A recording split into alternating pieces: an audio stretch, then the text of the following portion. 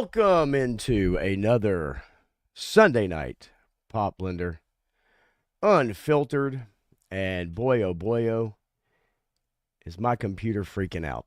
I don't know what happened, but it restarted twice, so let's hope we get through this again.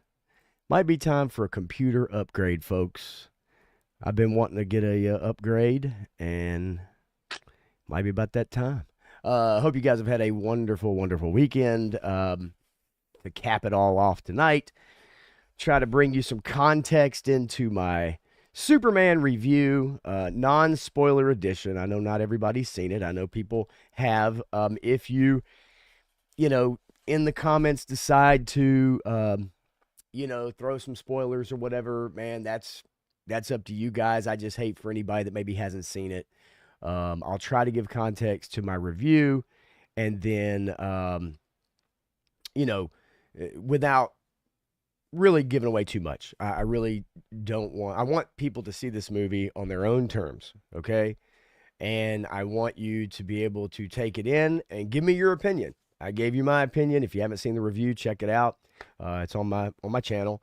And if you have, comment away. I mean, let me know what you think. Not just tonight, but I mean, put it in there. Don't be worried about what anybody else thinks. I know that when I made the review, I wasn't afraid of what anybody else thought. And a lot of the people in my sphere, a lot of the people that I look up to, that I watch on YouTube and pop culture streamers, most of them did not like the film. And as a precursor, just to give you an idea, I just got finished watching an 8-hour review of the film from top to bottom. So if anybody has tried to dig in and hear opinions and plot contrivances and, character motivations and things that don't make sense and goofiness, silliness, I promise you I've tried to do as much due diligence as I can to go along with my own opinion. It doesn't change my opinion, but it doesn't mean that I don't recognize that there are issues with this film. So before we get into that, I do want to bring my friend in. You guys know him. You love him. The one and only Otis McDonald, ladies and gentlemen, and the band, the Freak Nasties.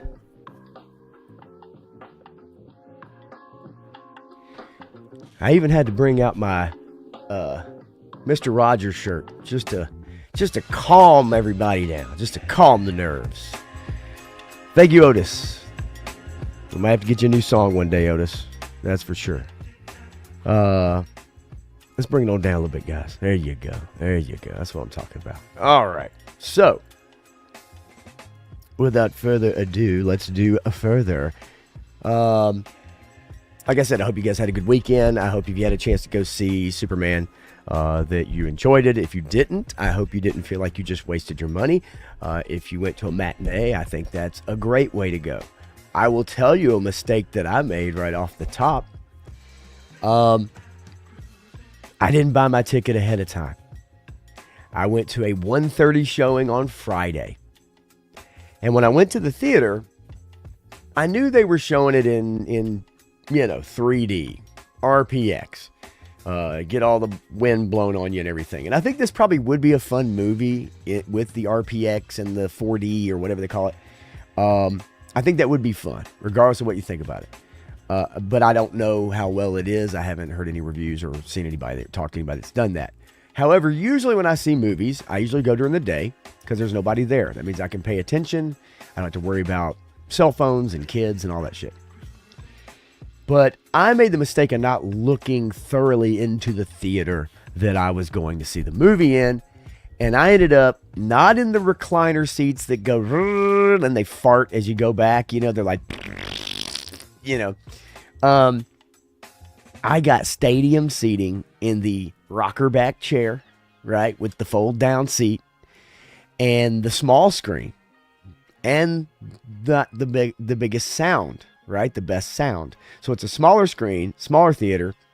I even considered, after almost 30 minutes of trailers before the movie, I went downstairs and I was going to change theaters to one that was at a 1 o'clock showing, because I was like, shit, I'm sure it hasn't even started yet if they had 30 minutes of trailers.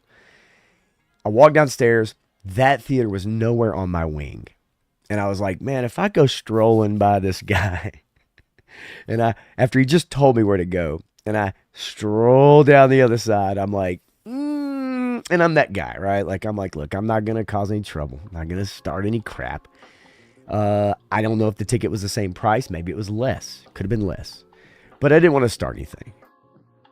So I watched it on a lesser screen with lesser sound in a lesser chair, lesser experience, no popcorn, no drink, because it was 1:30 in the afternoon and I'm not hungry at that time, folks. I just am not. And my son didn't go. Doesn't care anything for it. But I do have an interesting story about that when I get done. So anyway, let's say hello to the chat because you guys are here hanging out with me, and it is always appreciated because there are so many ways to spend your time on a Sunday night winding down from the weekend. First in the door is Graf, and he says, oh, heck no. That movie was a poo-poo-ka-choo. If he was playing Superboy Young Clark, maybe. All right, I have thoughts on that. I have thoughts on that in the review. Not a teenage Clark, but I do have thoughts on it, and I'll expand on those thoughts maybe a little bit if I can. Triple D's Dungeon in the house. What's up, buddy? Pound and Devil Horns, baby. That's what I'm talking about. Stanley Eberhardt is excited for the Ramen Razor. UPS tracking just updated due Thursday, June 4th from China, July 13th, Ontario, Cali, 5 weeks on the water. I know you're excited for that, and I know you can't wait for it, man. Anybody that's ordered one, I'm sure, is excited. Menjoza is in the house. What's up, Menjoza? Clint Jorgensen. The J is silent, folks. Went to Mount Vernon today, George Washington's home. I visited Mount Vernon with my mom when I was about 13 or so, something like that, 12, 13 years old. We went on a trip to, we saw Monticello. We went to Mount Vernon. It was really cool. We visited some historical places. I thought it was fascinating. I thought Monticello more so than Mount Vernon, but depends on what history you like. But never knew what a necessary was until now. Well, I'll be honest with you, I'm not sure I know what a necessary is either until people felt necessary to tell me this movie's crap. No, I'm kidding. I'm just messing with y'all. Please enlighten me, Clint, in the chat. And yes, happy Sydney Sweeney rumored to be the next Bond Girl Day. I am A-okay with that. 3-star draw says, I synced it. I synced it like Pa Kent. I went and synced it. I don't know how to use a cell phone to tell nobody, but I went to synced it, Clark. Okay, anyway. Turk Murphy's Toy Solutions. What's up, Turk? Good to see you, buddy. Let's see here. I think we're all here and gang is accounted for, except for the one and only Matthew Matson, who I will be talking about this and probably spoiler review on Tuesday, and it may take up quite a bit of the show on Tuesday if he's okay with that and you guys are okay with that, because it'll probably be a larger audience on Tuesday, so we'll find out. He says, here's something that you won't be able to get out of your head now. Pa Kent, the actor, was either on a ton of medication or has severe head trauma. His eyes were displaying nystagmus, shaking. Who knows? There's been a lot of actors through the course of history, Matthew, that have either been on medication, prescribed or otherwise, illegal medication, prescribed or otherwise, and have had severe head trauma. I can think of a few off the top. They do still do 3D movies, but if it's not shot with a 3D camera, then I would not waste your time. That's something you need to research before you go see a 3D movie. Bet on that. Let's see here. Just a little explanation. Yes, Monticello is not well, actually, it just depends. I don't call it Monticello, but you know, if you may, you will, and if you will, you may, and I won't tell you otherwise. Okay, 3-star draw says no. I seen your review, not the movie. So I doubt you'll have a chance to see it by Tuesday. So we'll see. We'll see how that rolls. And usually, you know, I know you're starting to kind of wind down for bed and everything too. So it may be the last topic or the last half of the show, hour long. So we'll see. So anyway, okay. So the gang's all here. Some may join, some may drop, some may add, and that's okay. I like it like that. It's like a bar. People come and go. Step outside for a smoke. Come back in. Right? It's all good.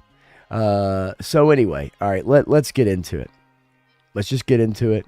I'm going to give you my thoughts, and then we'll roll from there. I do have a few other stories. We're going to look at how this movie has done recently. We will be going over this on Tuesday, so I'm not going to do too crazy a deep dive, but I also like to get Matthew's opinions on that face to face, and that also brings out other things that I may not be thinking about. So that's going to be fun on Tuesday, and I can't wait. Okay, the Soups review. Yes, right off the top, it got a copyright because I used 12 seconds of a shitty ass guitar sound. It cannot be viewed in Belarus, Russia. That's a crying shame. I lost sleep over that. That Belarus, Russia cannot watch my Superman review. Now, I knew I was skating the line. I honestly didn't think that couple few notes of a guitar would just copyright claim the video. There's no money to be made. I don't make money doing this. So, yes. Now, whether that has an effect on the video as far as any other region in the world, I don't know. But I don't make a lot of videos, so I didn't expect it to take off. Nobody's digging for mine that I don't know, right? So I expect a whole lot out of it, but what I got, I'm grateful for. And I'm glad if any of y'all watched it too. That's for sure. So here's the deal. I want to discuss a few topics out of that review. I thought about bringing it up and kind of skimming it, and I was like, no, we're not going to do that. That's pretty vain anyway, and I just don't think it's necessary. So I want to talk about Superman's immaturity. And I want to go back to the comment at the very, very top that Garaf said, which was playing Superboy, young Clark, maybe. Okay. So I said it in the review, and I'll say it again. I look at this Superman. Okay, all the people that I watch their streams every day, their videos every day, man. These are the people that I watch all the time. And every one of them practically was just dead set on a version of Superman who is the stoic 45-year-old guy who knows how to handle every single situation, makes no mistakes, understands every single thing that he can do and every power he has, and is so ingrained in what he's been doing for so long that he never messes up. And the only way he messes up is for some reason, some super powered being from somewhere else is able to best him. That's literally almost every version you've seen. It's either somebody has kryptonite or there's a more powerful being out there in the world that we've never met before. So for me, I feel like this is a work in progress. This is a guy who's 30 years old. He's 3 years into wearing the cape. He's gonna make mistakes. This is the first time he's been beaten, to set the stage of the movie. But I feel like I'm okay with getting a different take on this character. Now, does it work throughout the whole movie? I didn't say yes or no. I didn't emphatically tell you that this is the best version or the worst version. I'm okay with this version. Because, and I'll tell you why. Because WB paid me, they sent me a check in the mail. They sent me a check in the mail. I'm not going to lie to you guys. I got to be up front. They've watched all my videos. They've seen all of my streams with Matthew.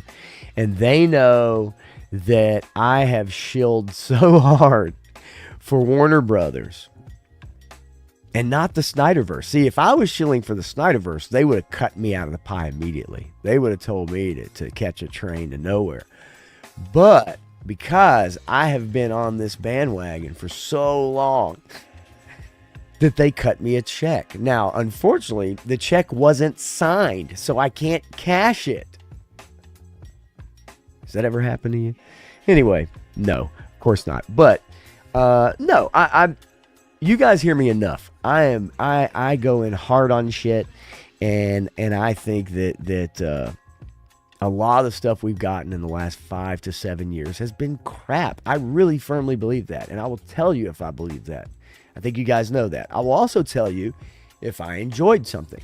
So I want to get back to Superman's on a VPN, I'm sure, Stanley. On a VPN, I'm sure.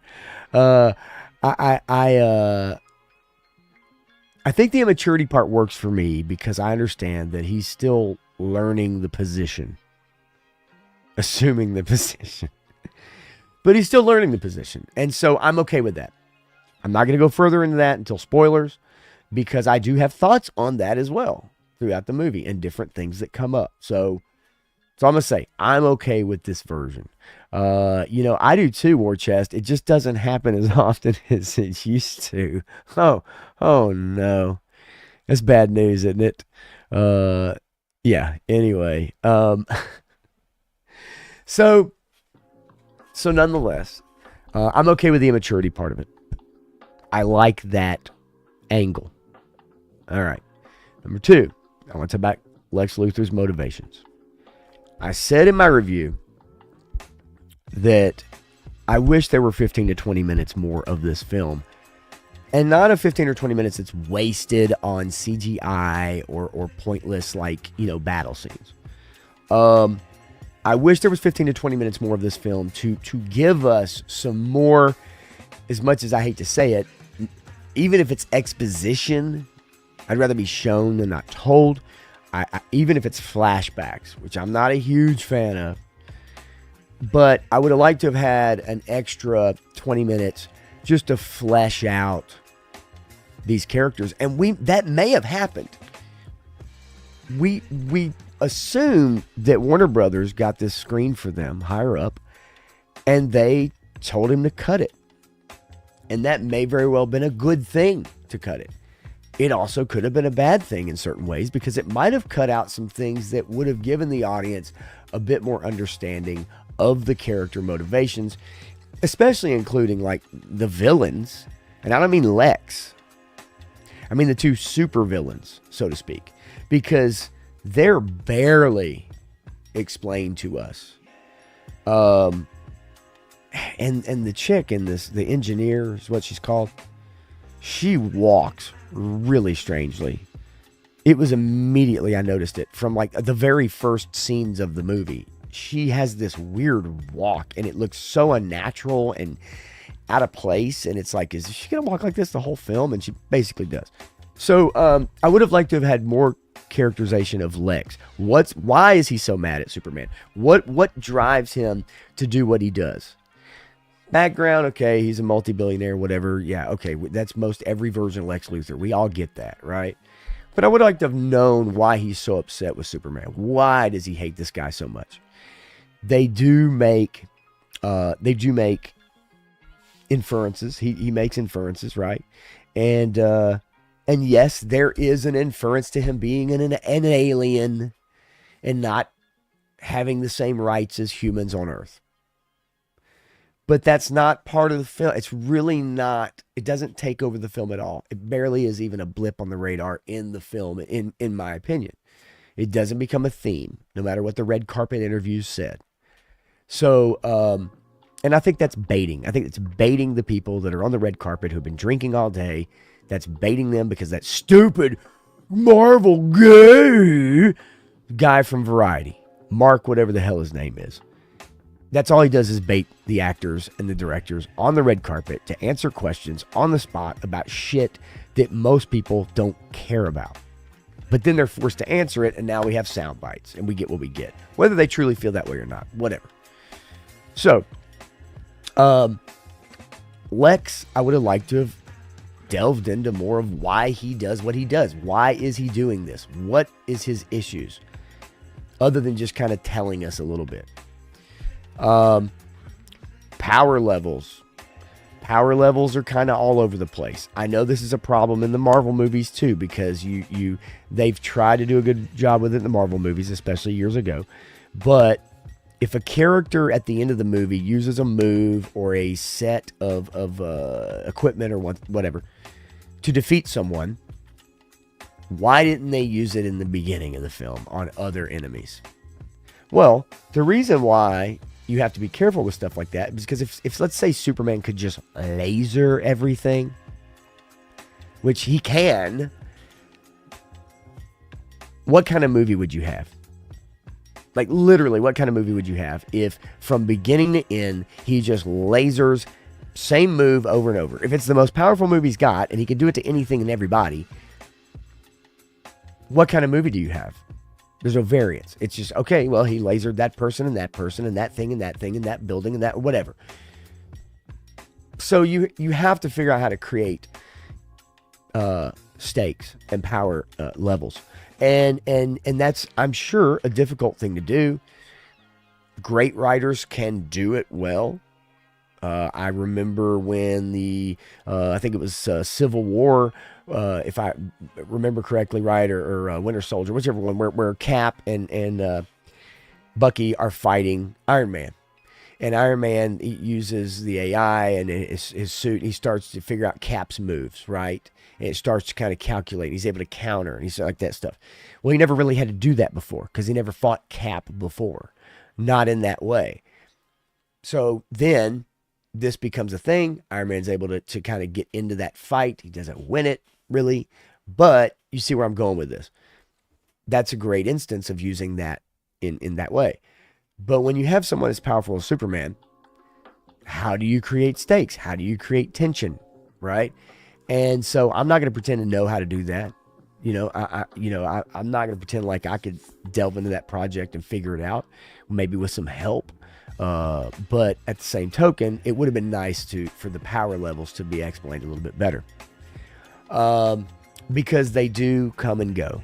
But you'll find that in a lot of superhero films. A lot of them. If you really sit back and analyze them, you'll go, well, why didn't you just use that move 13 minutes into the film? Well, then you wouldn't have a film. You wouldn't have any fight scenes. If that makes any sense. It's not an excuse. I'm just saying you have to take that into account. That's just me. The plot is a bit nonsensical. I mean, not even a bit. It's the movie moves at such a pace that you don't get a chance to really sit on things. And the plot of the movie, I still really don't quite know what the overarching story is. I think I kind of know. But I think that's where everybody puts their own spin on it. Whether you hate it or like it or ambivalent. Apathetic even. Is it about immigration? Yeah, sure, you could say that. Is it about a Superman learning on the job, like I've said? Yeah, you could say that. Is this about a weak-ass Superman who gets his ass kicked? Yeah, you could say that. Is this about learning the true history of your parents? Which some of us have had the unfortunate pleasure, or some of us have had the pleasure of doing. Is that things you didn't know about your parents, you learn about later in life, and that could be good, that could be bad. That is something that happens to people. It happens to human beings. Anybody else, throw it out there in the chat if you think you know what the plot overall is of the movie. I think it's a lot of things. I think it tries to do a lot of things, and it moves so quickly that it's unable to accomplish a lot of those things. And so the marketing even, and we'll get into that, about this movie. And I think that's part of the reason it was so hard to market this movie, because the plot could mean a lot of things to a lot of people, and it doesn't quite give you a central thing. If this was an origin story, we'd understand the plot, but it's not. And because it's not, and you're dropped in the middle of everything, that's when it has a lot of peaks and valleys and whatnot. It goes all over the place, good or bad. It goes all over the place. And I mentioned that it does move very quickly. I think the music score is not good. It's really, you don't even notice it. You really don't. And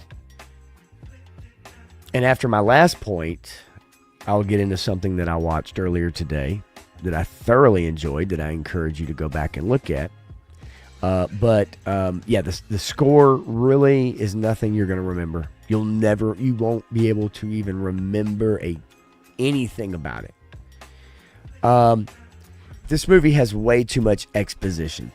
And I know earlier I said that it needed more exposition, or it needed something in some shape, form, or fashion to give us a clearer picture of our characters, whether they're side characters, main characters, background, whatever. We don't need to know all about them.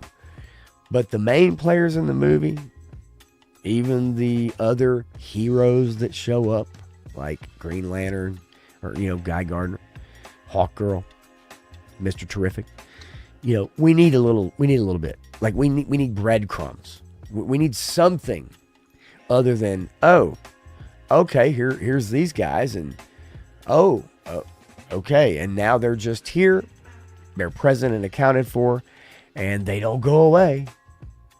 Especially one of them in particular stays for a lot of the movie. So, the exposition, though, man, there's some bad exposition. Really bad exposition. And when we get into spoiler talk, here in a few days or whatever, we'll get into it. Maybe it's next Sunday. Maybe it's next Sunday night. I have a couple of people on that have seen the movie, or a few people on that have seen the movie. If you want to join me next Sunday, you're more than welcome to join me next Sunday. I'll send you a link, and if you want to talk about the movie, if you've seen it, then you can come on with me next Sunday, and we'll bat it around. I'd love to do that. I'd love to hear your thoughts about whatever, good, bad, indifferent. If you loved it, great. If you hated it, great. That's cool with me. So something I did watch, and this also leads into kind of the score as well. I watched a Superman 78 documentary that Warner Brothers released 3 days ago on YouTube. And it's fantastic. It's absolutely fantastic. It goes over basically the making of the first film with interviews from the cast. You could tell it was done in either the late 90s or early 2000s, or somewhere in the 90s probably, I guess, after Christopher Reeve's accident. Let's see, I'll bring it up real quick. Let's see. Entering original. Maybe I'll find my history. There it is. Okay. So it's a behind the scenes doc, and it's really good, and I recommend anybody check it out. It's on YouTube. It's basically the making of Superman with Richard Donner, 1978. And Warner put this out just 3 days ago. And it's really good. If you've seen it before, then you've seen it before. But it really is fantastic. It's a really good documentary. But one of the things it really gets into is John Williams' score. And when you hear that score, and you hear the reasons why they did it, and the reasons why they put certain parts into it, such as when Superman goes to open his shirt, they put certain symphonic beats of the main theme to give you that he's about to open his shirt and fly off. And those things are crucial in a movie. They give you something like it sticks up here. Star Wars does it. They have a different theme for every character. This movie, the 78 movie, has a theme for Clark. It has a theme for Lois. It has a theme for whomever, right? Lex. That's what John Williams did. And in today's movies, we just don't get that, right? We don't get that level of consideration. We don't get that level of care. He used a symphony. They spent enough money on marketing and budget for this film. They probably could have hired a fucking symphony instead of a guy with a Casio keyboard or a fucking Apple computer using GarageBand going. I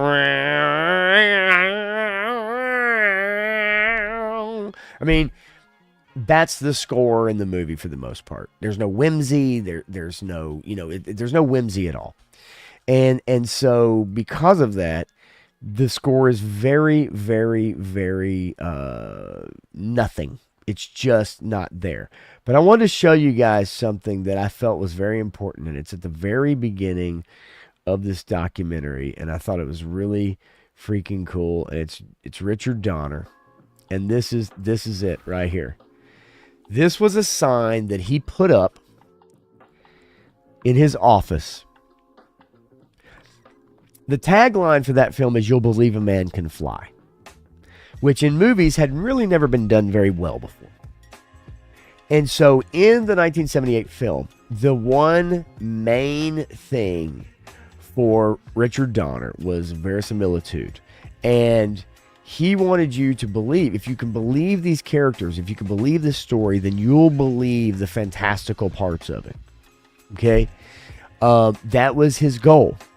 I mean, truly his goal. And so he had this up.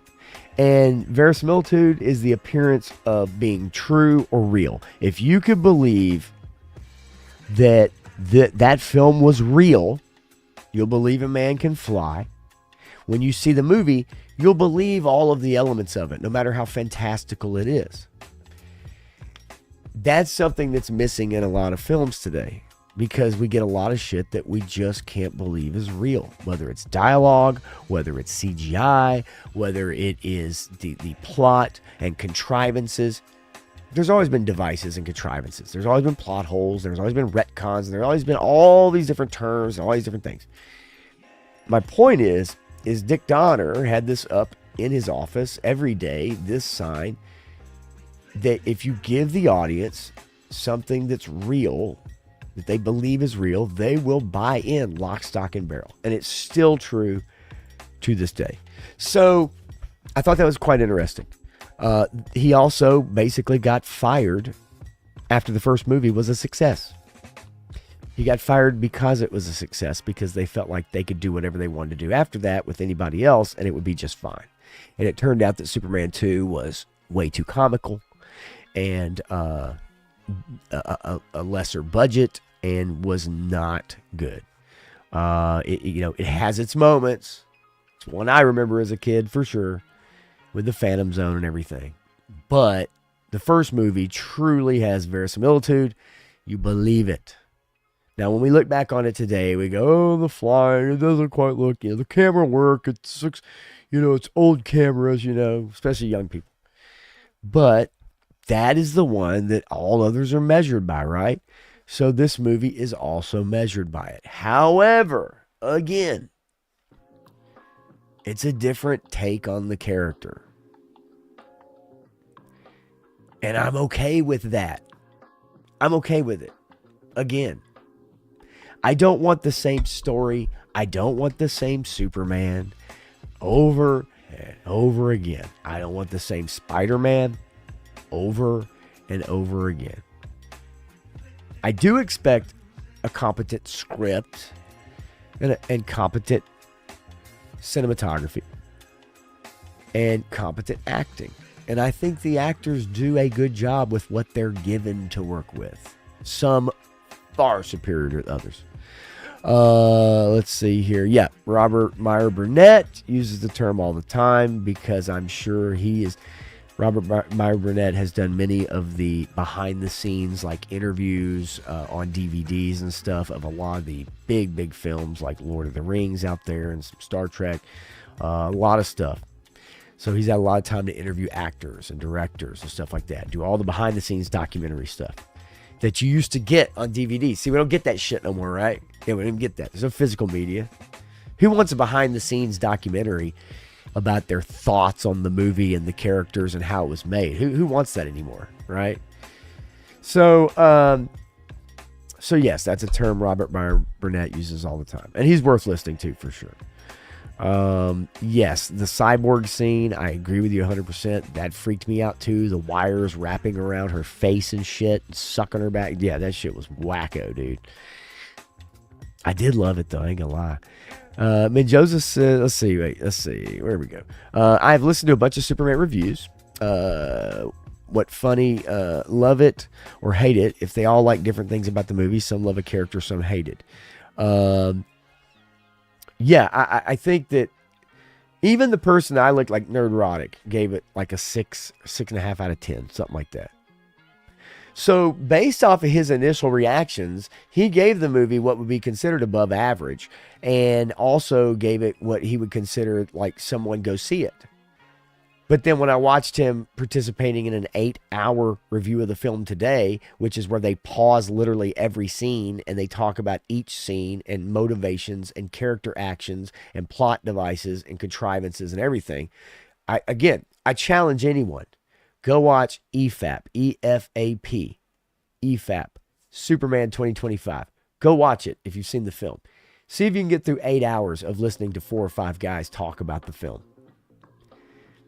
You know, if you want to do a deep dive and you want to really get deep into it and find out, like, you know, some people that have their opinions, watch something like that. It's long. It's hard. It's down to get the friction on. But it's really good. Very good deep dive. Warchest says, I love the docs on movies. I'm really into that. Me too. I've always loved that stuff. Always loved documentaries. Always loved the behind the scenes stuff. Anytime. We don't get them anymore because everything is not, there's no physical media. They're not trying to fill a DVD up with stuff to entice you to buy it anymore. Right? Pack it full of features and extras and all that, deleted scenes. Now, you know, we get none of that. And that's a true shame. That's a real true shame, because it makes you less interested even in the films that you're interested in. That's just my way of thinking about it. Woody Triple Deuce, the Figure Addict, what's up, buddy? Good to see you, man. Good to see you for sure. And appreciate you checking it out, man. Checking out the review and let me know what you think. War Chest says I give it a 6. Yeah, that is. So we can look at the Rotten Tomatoes score, but that seems to be a common theme amongst people who are pretty critical of it. You know, I haven't seen a bunch of 2s and 3s and 4s. Many movies don't get those kind of scores unless they're really, really bad. I think there are things to like in this movie. I think if you went to see it at the theater, I think for the most part you will be entertained. There are some things you will roll your eyes at. Maybe not. I mean, you know, I can't, I'm not going to tell you. Like, there are things I have strong feelings on. I have strong feelings about Ironheart. I'm not going to lie. I have strong feelings about plenty other things, like The Acolyte. Okay? Strong feelings, because I struggle to find anything good in those things. I can find some good things in this. You know, sometimes things just hit a nerve with you, right? Yeah, I got to tell you, you know, the best movie since Jesus was born. And that's what's so funny is, like, even in my review, like, I gave it a recommend. You know, I used some clever phrasing like, you know, this movie moves along faster than a speeding bullet. It shows Superman less powerful than a locomotive. But it does leap off the screen in a single bound. It visually, this entices me more than the Snyderverse. It's not desaturated. It's very colorful. I like this color palette better than the Snyderverse. It's just me. But yeah, no, I think it's a great comment. Warchest says, I thought Terrific stole the show. I think he did.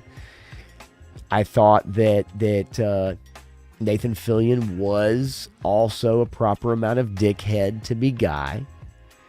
Now look, as far as casting with Joseph Sikora, that I don't know, and I can't speak to that. What I can say is I did like the Guy Gardner character. I called it false bravado, right? Because it is. You know, yes, he's got bravado, but you can tell it's like he's putting on a front, right? To be cool. And so for me, I liked both of those characters a lot. Hawkgirl, you could leave her at the doorstep. Very, very much at the doorstep. You know, Matthew, the thing of it is, too, for me, and we'll talk about it on Tuesday. You know, I know the movie's called Superman. I think that's probably maybe the problem a lot of people have with it, and the direction of having other characters come in who maybe steal the show. Superman ain't the coolest motherfucker in the universe, man. There's other cool motherfuckers out there. There's Samuel Jacksons out there that steal the show, right? Like there are characters out there who can steal the show. And if he does, kind of so be it. I think the Mr. Terrific character is in James Gunn's wheelhouse. That's somebody he really can write. I think Nathan Fillion with Guy Gardner is somebody he really enjoyed writing. He said he couldn't crack the code on the Superman movie. He turned it down 2018 or whatever because he couldn't crack the Superman character until he got a dog and included Krypto into the film. And that's how he cracked the Superman character. Now, I don't know what that means because personally, I don't think, like, I was not a big fan of Krypto.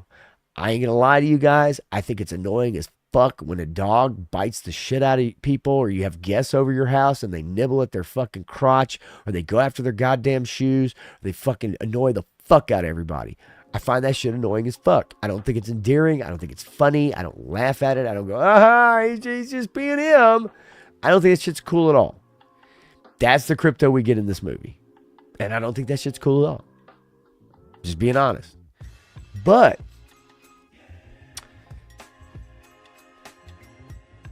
well, no, there's no but.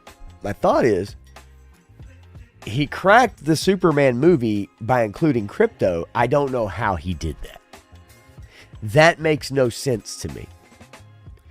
Because Krypto really is a, not a MacGuffin, but it's just kind of like,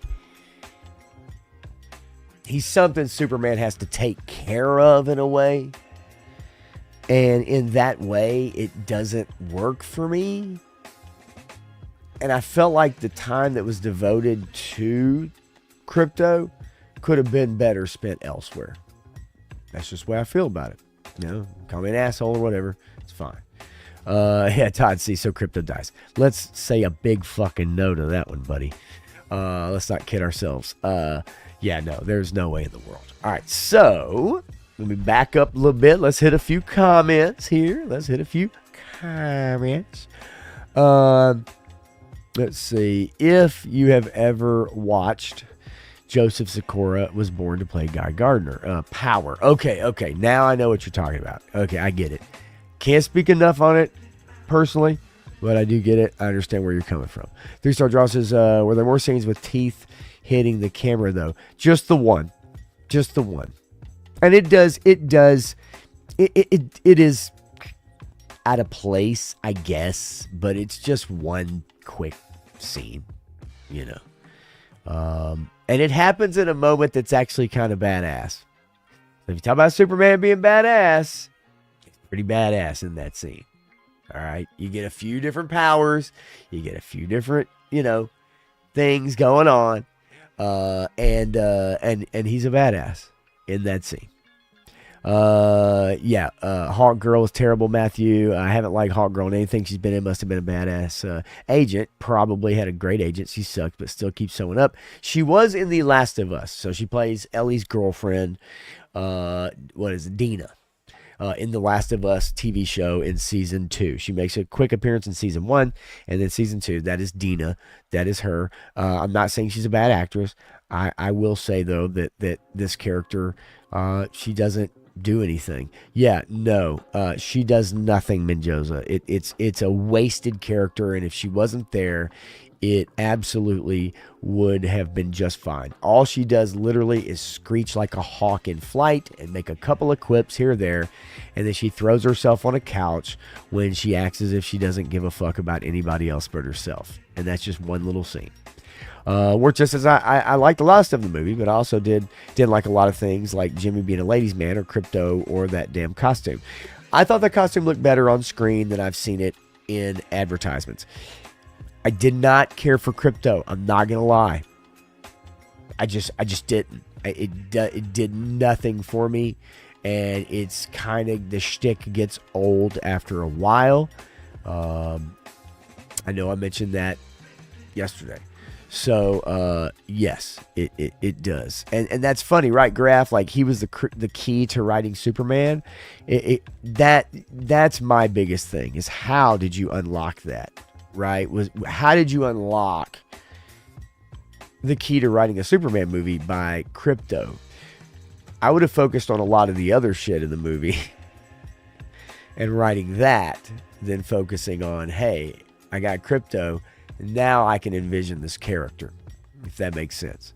Joe Fan 84, what's going on, buddy? Good to see you, man. I'm glad you joined us, hanging out for a little bit, man. I appreciate it. Any and everybody, if you are here, hit the like button.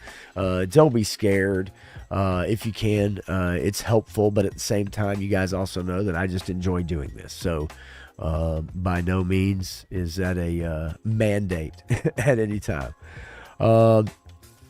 Yeah, Matthew, my 9-year-old loves animals, especially dogs, is annoyed by Crypto, owned by a drunk, irresponsible owner. That is true, but I'm not going to say who. It's for you guys to find out when you watch the movie. And the crack the code shit was word vomit too. Yeah, it was. Now, I also will say this. You know, man, I can't wait to get into spoilers. I can't wait for you guys to really see it and anybody else moving forward. Because I want to get into spoilers. Because yes, there are things I have an issue with in this film. It may not have seemed like it, but that was a non-spoiler review. And my non-spoiler review, I don't like to give scores. I'm not a score guy. I don't like to give scores because I know that people can go back and look at your scores and they can go, well, you gave this a 7, but then you gave this a 5. You gave this a 9, but that shit don't make no sense. And I understand that. That's the reason I said it that way, because people will do that. I give it a recommend or a not recommend. Maybe a strong recommend or a strong not recommend. Now, I will definitely tell you, if I don't like something, I'm damn sure going to tell you. But I don't like assigning scores to stuff because I just think it just gets, difficult, and I think things get kind of flipped around. And you forget what you gave something, and you give something else something, and then you go, oh shit, that's right, I did give that. That show sucked, but for this one, you know, so I just don't like getting into that. But yeah, so nonetheless, DC League of Super Pets 2022 might help him write a sequel. I mean, that's the funny thing. Even that I saw a little bit of. That's just brutal. And I agree with you. The MCU in the last 5 years has done a really good job of ruining people from superhero films. Endgame did very well. It's a flawed movie, but I think it did well enough and kind of tied a bow on some of that stuff to an extent. Bucky got screwed. But I think the last few years has given us a lot of slop and a lot of shit that people don't care for. I really firmly believe that. And I think, yes, it may have a bit of a reason why this film might struggle a little bit. Yep, I'm with you right there. That says it. You know, as far as Aquaman, you know how close to Aquaman was this movie? In terms of just a bunch of visual nonsense, jokes until end credits, and you're left with no real story. I don't know. I wouldn't compare it to Aquaman. I mean, Aquaman made $1 billion. We have to remember that. Aquaman came at a time when superhero movies were just rolling. Made $1 billion, y'all. So in that respect, like, you know, Miss Marvel made $1 billion, and that film was shit. So we have to understand context. Now, movie to movie, I thought Aquaman was a lot weaker than this movie, in my opinion. But I could see similarities between the two as far as moving from scene to scene and kind of, you know, the action set pieces in this movie also. There's not any major, like, remember Man of Steel? Do you remember the airplane scene? I'm sure you guys remember the airplane scene. That was a great scene. We don't really get that here, right? We get some action scenes, but we don't get like that one set piece, that one great set piece that everybody can reference and go, oh, hell yeah. Because the one that we do get in a way, the CGI is not very good. Just the way I look at it. I hope... Yeah, man, I don't know. You know, it's the Grogu thing started out great and it ended poorly. I think this started out poorly and is going to end poorly unless they pull back on it. It's just my opinion. Let's see here. Let's see.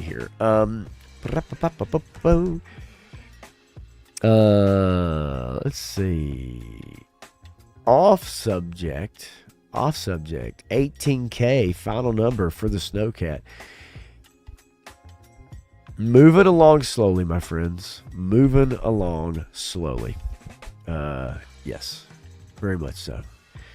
Totsy says, we're here watching Pop, then Babyface. You talking about Babyface the artist or Babyface the movie? But yes, it is. Gun Bunny Customs is in the house. What's up, Gun Bunny? How you doing? Good to see you. Always a pleasure, my friend. And I got some information on the Snowcat sent to me. Matthew sent me some stuff, on that, comparing like the HasLabs, right, and where they're at, and all of them funded quickly. We all know that Snowcat is dragging along. I think it's gonna work out. You guys know it will. 18K, I don't know what those tiers, I don't remember what those tiers are. I don't have them burned into memory. You guys can refresh me on what those tiers are as far as getting everything. I assume they will all hit.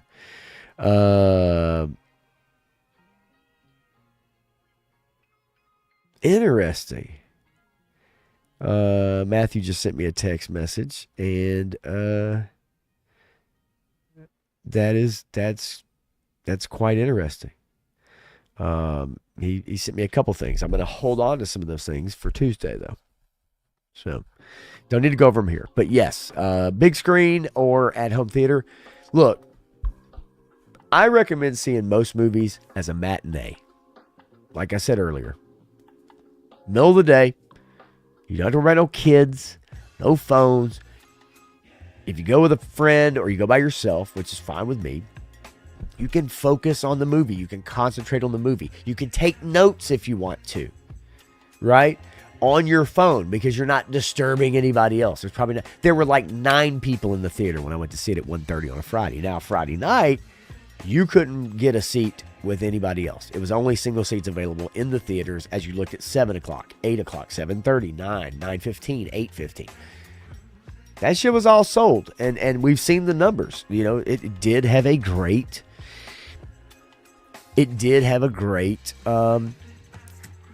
weekend. Now, compared to Man of Steel, we'll get into that. We'll look at that. But I want to have a few questions in here we're going to approach. And we're going to look at it. We're going to look at the schedule for the DCU moving forward. And we're going to try to get an idea, was this a good start for the DCU? That's kind of my overall thing. I don't think you're going to be the heel on Tuesday. Now, I have a feeling I know what you're going to say. Okay. So, I love this. Stick Canning. Stick. I appreciate you being here, and I appreciate the comment. Hello there. I was a Moravian soldier in the climactic attack, filmed in Georgia for a couple days in 2024. James Gunn was nice, funny on set. I brought my keepsake from set to the theater. That's freaking awesome. I think that's freaking awesome. Doesn't surprise me it filmed in Georgia, right? Because everybody's filming in Georgia these days. With good reason. So Stick, listen, man, if there's anything you want to add to that, to this conversation, now I know, obviously being an extra and being on the film, there's long days involved with that. There are, it can be hot as shit, obviously, but depending on when you guys filmed, and everything but for a couple days and whatever. To me, I assume James Gunn is probably a pretty interesting guy. And I don't know how much interaction, a lot of times if you're an extra on set, you have a little bit of interaction. Some actors, directors are better than others at interacting with people, depending on how many there are. But I'd love to know about your experience, Stick. That's awesome. I think that's really, really cool, man. And I appreciate you dropping by and telling me about it, man, and just checking this out, for sure, man. And you're welcome anytime, anytime. This Stanley. So here's the trick with the continuity part of it. Right now, that doesn't seem to be the case. We shall see moving forward if that Matt Reeves Batman is integrated into this universe. I don't think so. It has been said before that was separate, just like with Joker being something on its own. But it depends on the reaction to this film, and I think it depends on moving forward. We do know that there was the Batman Brave and the Bold, right? That's been in the works, for the new DCU. Legend series, what's going on, buddy? Good to see you, man. Always a pleasure, and glad you're dropping by, man. Hang out for a little bit, and didn't know if you got a chance to see the new Superman movie, but kind of going over the DCU and moving forward, and trying to get going on that, man. I'm positive about the film. More positive than some friends, people I talked to today at work, and other people in the pop culture sphere that I watch, and I trust their opinions. But I'm definitely on the not the bandwagon. I did go out and get though, and there's something else I want to talk about. So we're going to talk about, is this a good start? We're about to get right into that. And we'll talk about the marketing for this movie, because I did go buy this guy right here. The toys are cheap. Now, this isn't your fully articulated, and everything. It's like $7 at Walmart, $7.50, $7.80. But it is one of the Build-A-Figures, right? You buy 6 figures, you can put together one of the Superman, the Kryptonite robots, right? Or the Superman's robots. But I bought it. Look, $7.50. One thing I will say, there's no shirts. No shirts at Walmart. I was going to buy a shirt. No shirts at Walmart. No big stands, no cardboard cutouts, no displays, no end caps, no nothing. Nothing. So as much as they spend on the marketing, I'm shocked that they, even at somewhere like a Walmart, right? I'm just very shocked that the marketing hasn't been as, out there. Maybe you guys have seen it at a Target or a Walmart. I don't know, but there was nothing at mine, that's for sure. And this is a busy ass Walmart here in Nashville. Warchest says, without going down a crazy rabbit hole, I would like to say I think that Marvel has tried to weaponize and manipulate pop culture to push their agendas. We don't have to go down that rabbit hole, but I will agree with you. You and I have talked about that. And so yeah, I that is something that I think we've seen it, right? And I'm hoping we don't get this in the new DCU, because I want it to be successful. I absolutely want it to be successful. And so we'll see. Let's see. Yeah, Stick says it was very hot. Very hot. In those days, James Gunn actually checked on me when I was trying to find shade between takes. I can imagine, too, because it didn't look like that was the most shaded area, to be quite honest with you, at least. But, of course, camera work can be deceiving, right? So, we don't know, but taking your word for it, man, I absolutely will, Stick. And that's cool. Again, some directors and actors, they will mingle with extras. They will, what I mean? They will mingle with people who aren't the primary focus of the film. And I appreciate that. I think that's great. I think people that are in the film as extras appreciate that interaction. And that goes a long way. That goes a really long way with people in how they feel about something. Stanley says Snowcat is 86% funded. Yeah, it's going to happen. You guys know this. Of course it will. Let's see here. All right. So let me get to something I want to look up really quickly, and that is the DCU schedule, I guess we could call it, right? All right. So we're talking about TV shows first and foremost. You're talking about doing The Lanterns, Waller, Booster Gold, Paradise Lost, animated series, Blue Beetle, Mr. Miracle. So so if they're going all in, and we know that all these projects will not go into production, right?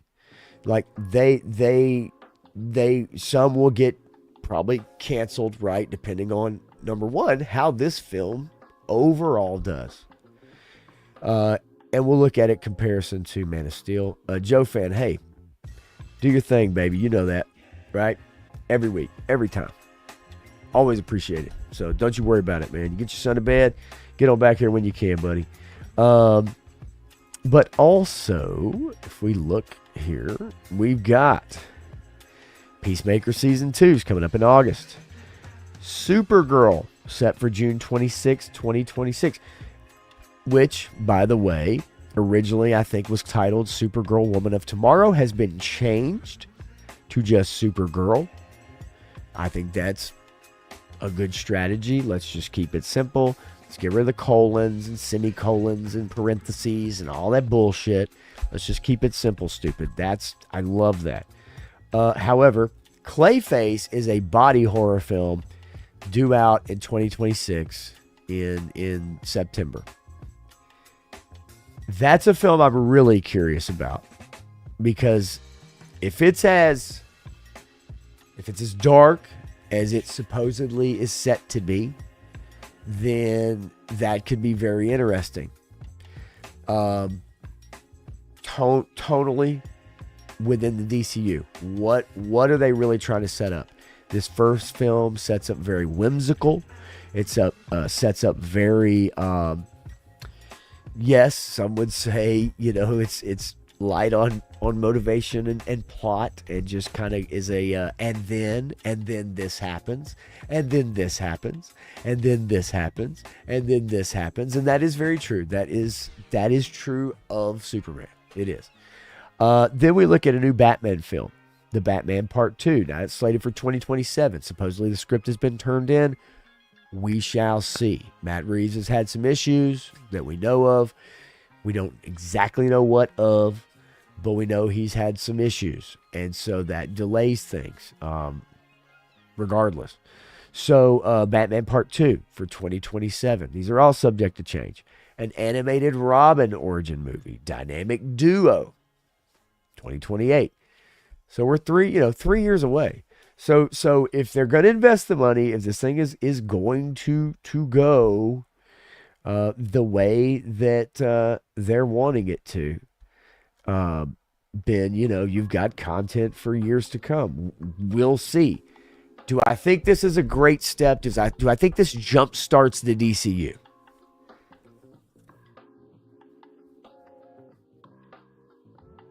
I would have liked to it have been a bit more focused. I don't need an origin story. We all know where Superman comes from. It is common knowledge now. We don't need that. But we do need a bit more focus. And I felt like the script maybe could have used another pass. It could have used another few months.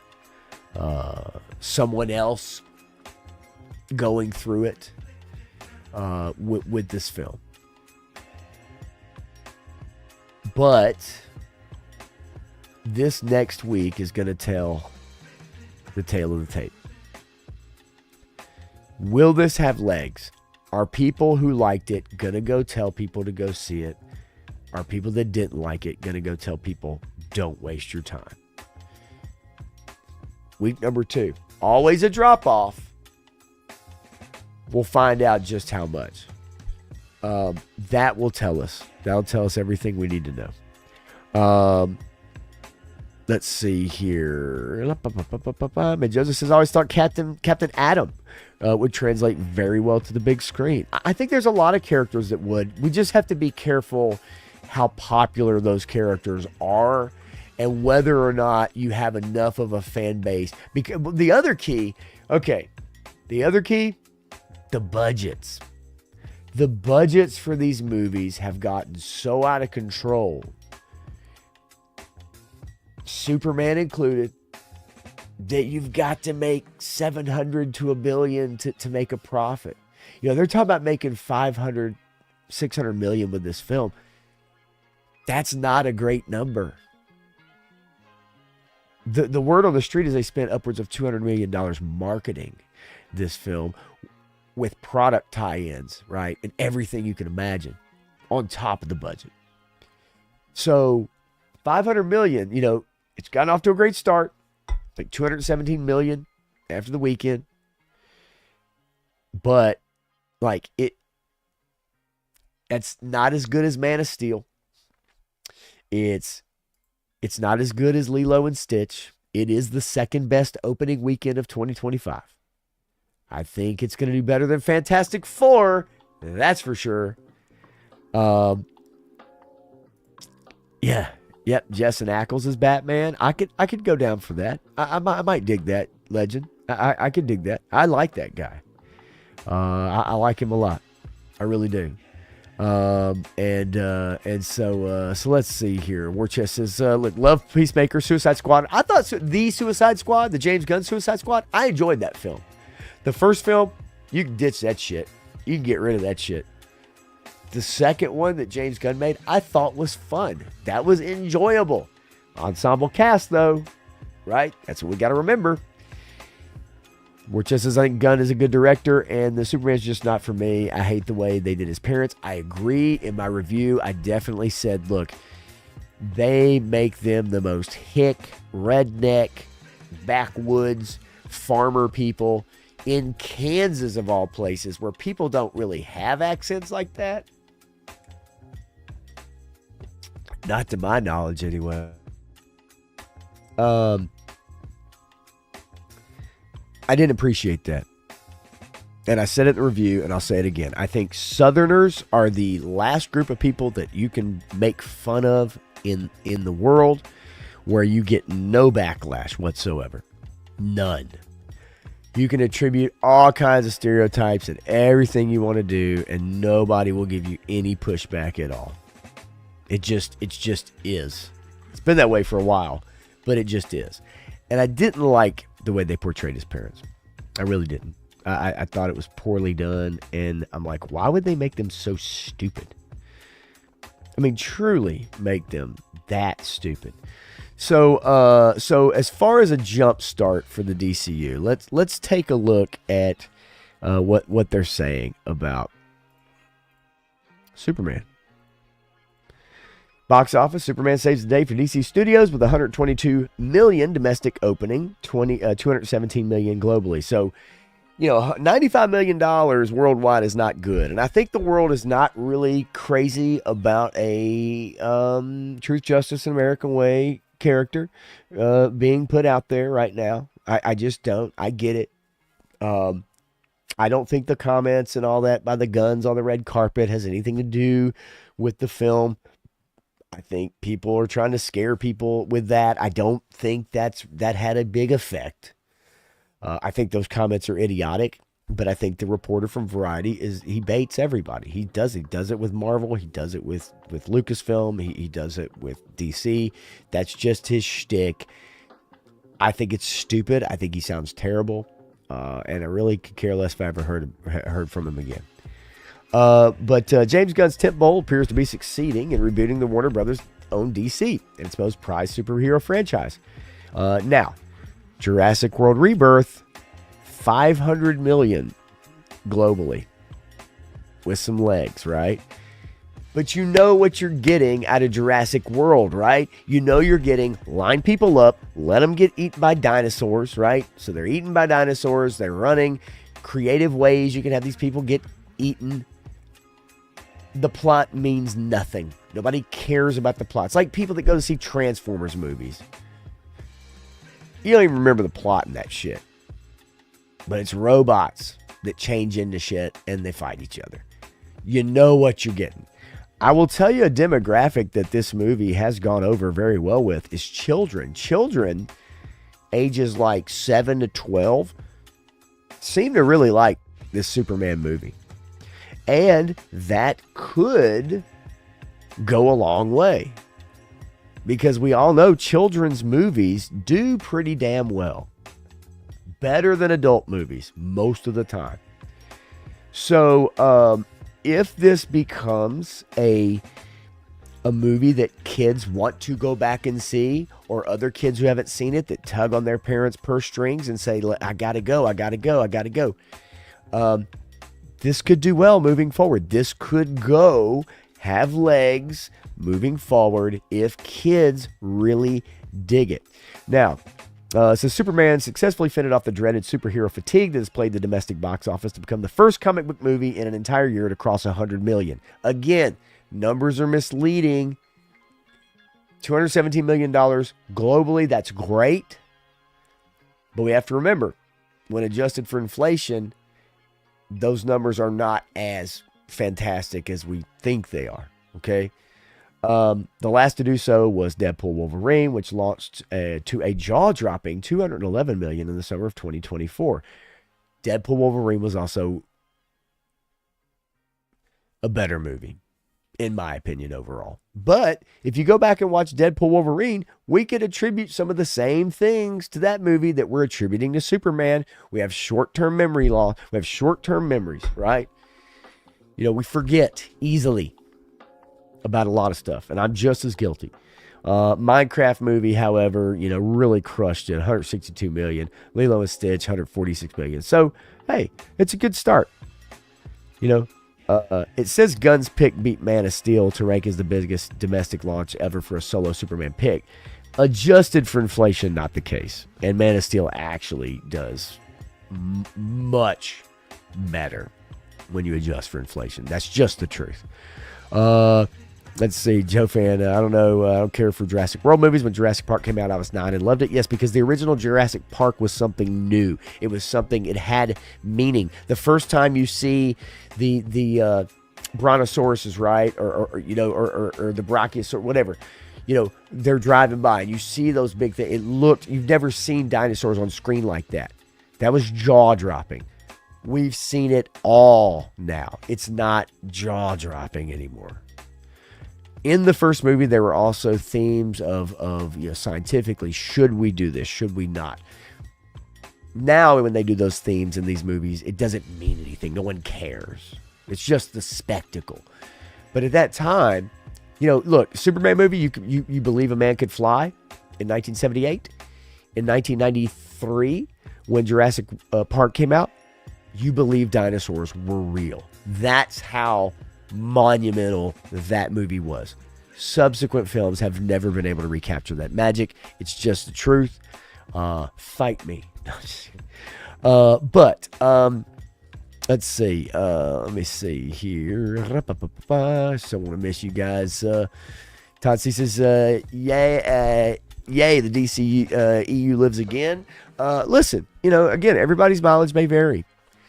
You know, and if you don't think it's all good. You know what I mean? Like, I get it, but I did enjoy it. Let's see. Joe Fan says, how about another Batman movie with 35 more Batman figures? As long as Todd McFarlane doesn't have the license, I think we'll be okay. Let's see. Mendoza says, Blade has almost no fan base. Heck, not many knew he was a Marvel character. So yes, lesser known characters can overperform. That's very true. It absolutely can. If the movie is good, if the director has verisimilitude, if they make you believe it. The Blade movie wasn't perfect, by the way, folks. Let's not kid ourselves. Like, there's some awful CG in that shit. Wesley Snipes is what made you believe. I mean, it just is. You know, fantastic fart. I love that. If Batman ends up anything like this version of Superman, Gunn's in serious trouble. I don't think that's going to happen. I think he will probably either A, learn from his mistakes, or B, it's going to be a different director, right? Like, I think we're going to see him step back behind the scenes and be the guiding hand, and we're going to get other directors come in and do their thing. And that's where you're going to find out if these movies hit or not, with different directors who have their version and their take, guided by James Gunn's vision. I think we don't know if he's the correct choice for the DCU yet. I don't think he was the correct choice necessarily for the Superman film, okay? However, he may be a good choice as an overarching Kathleen Kennedy. Now, if we get another Kathleen Kennedy out of James Gunn, then we're all in trouble, y'all. Like, we're all in trouble. Seriously. Then there is no hope, Obi-Wan. I mean, seriously, right? And they did spend a lot of money getting this hype. They sure did. But people did go, and the scores are pretty good. We're going to go over them Tuesday with the scores because we're going to get a little more information. We'll have a little more box office by Tuesday, and Matthew and I'll go over the scores and and see what we're looking at. Look, if Mom and Pop Kent were manhunters in disguise, I almost prefer that over what they did in the Batman versus Superman movie. Joe Fan says, I'm not going to watch it, comes to streaming. That's fine. A lot of people do that. We also have to talk about that. More people wait till streaming because TVs have gotten so good now. Remember, you used to go to the theater for the best experience. The theater gave you the best experience to go see a movie. The sound quality, the picture quality. You can get that at home now. Cheap. That's why people wait till streaming. When you had standard def televisions and no 7.1 or 9.1 surround sound bullshit, you had to go to the theater to get the best experience. You no longer have to do that, which means it takes something special to bring you out to the theater. Theaters are closing. Theaters are dying out. Theaters are going to become a very niche, bougie thing that people know they're going to spend a lot of money going on, but it's going to be a very special experience. It's going to be a very special fan experience. I truly believe that. Almost like sports stadiums have become, right? I mean, it just is. Like I really believe that. Let's see. Speaking of Jurassic Park, when she pops the raft while the T-Rex is sleeping, I was done watching at that moment. So stupid. I just can't. I know what I'm getting out of those movies, and I went to see Jurassic World, the first Chris Pratt, Bryce Dallas Howard movie. I went to see the first one. I went to see the second one. Took my son to see him. After that, I was good. I needed no more. And I really don't think I'm going to need any more after that. Forever. Yeah, I don't know, man. Like, I thought Deadpool Wolverine was fun. I didn't think it was the best movie. I thought it was fun. I enjoyed it. And 3-star draw definitely believes dinosaurs are real. I wish they were. I really do. But the one thing I don't want them to be is I don't want to see another freaking movie where some military guy's like, we're trying to get them into the military as a secret operation. Because that shit is stupid.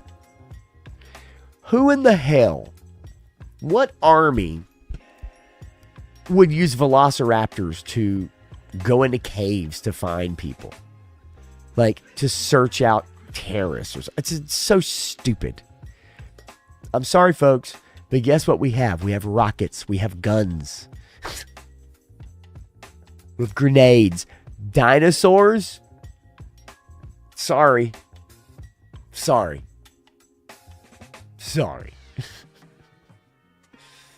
I'd like to see an army put a T-Rex out in the field and then watch a fighter jet come and absolutely annihilate and turn it into chum.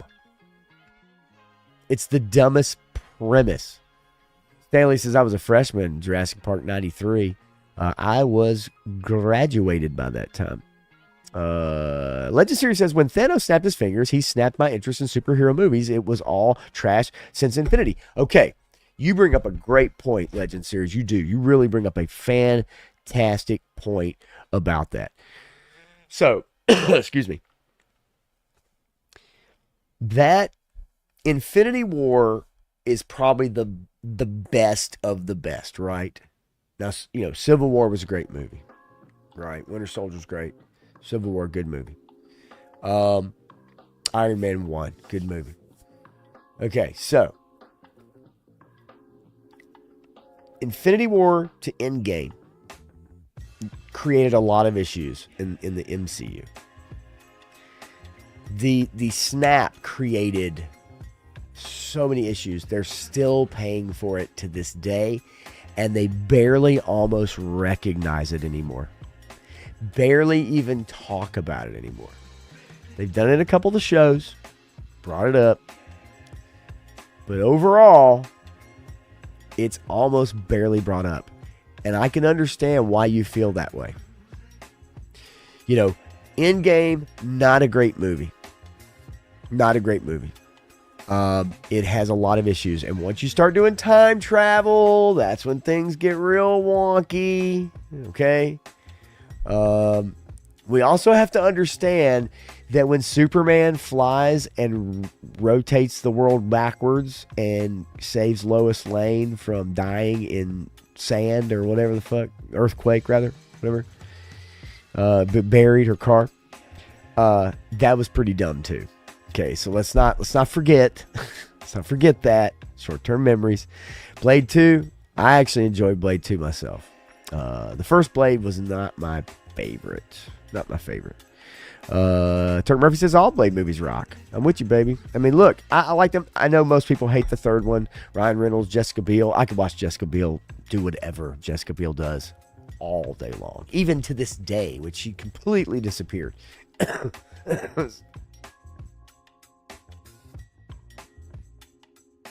Sorry, y'all.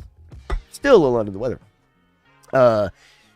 But yeah. So, and Joseph says, if you think about it, the DC Marvel universes would be a horror show for any inhabitant. It would be madness. It would be madness. That's part of the fun of it.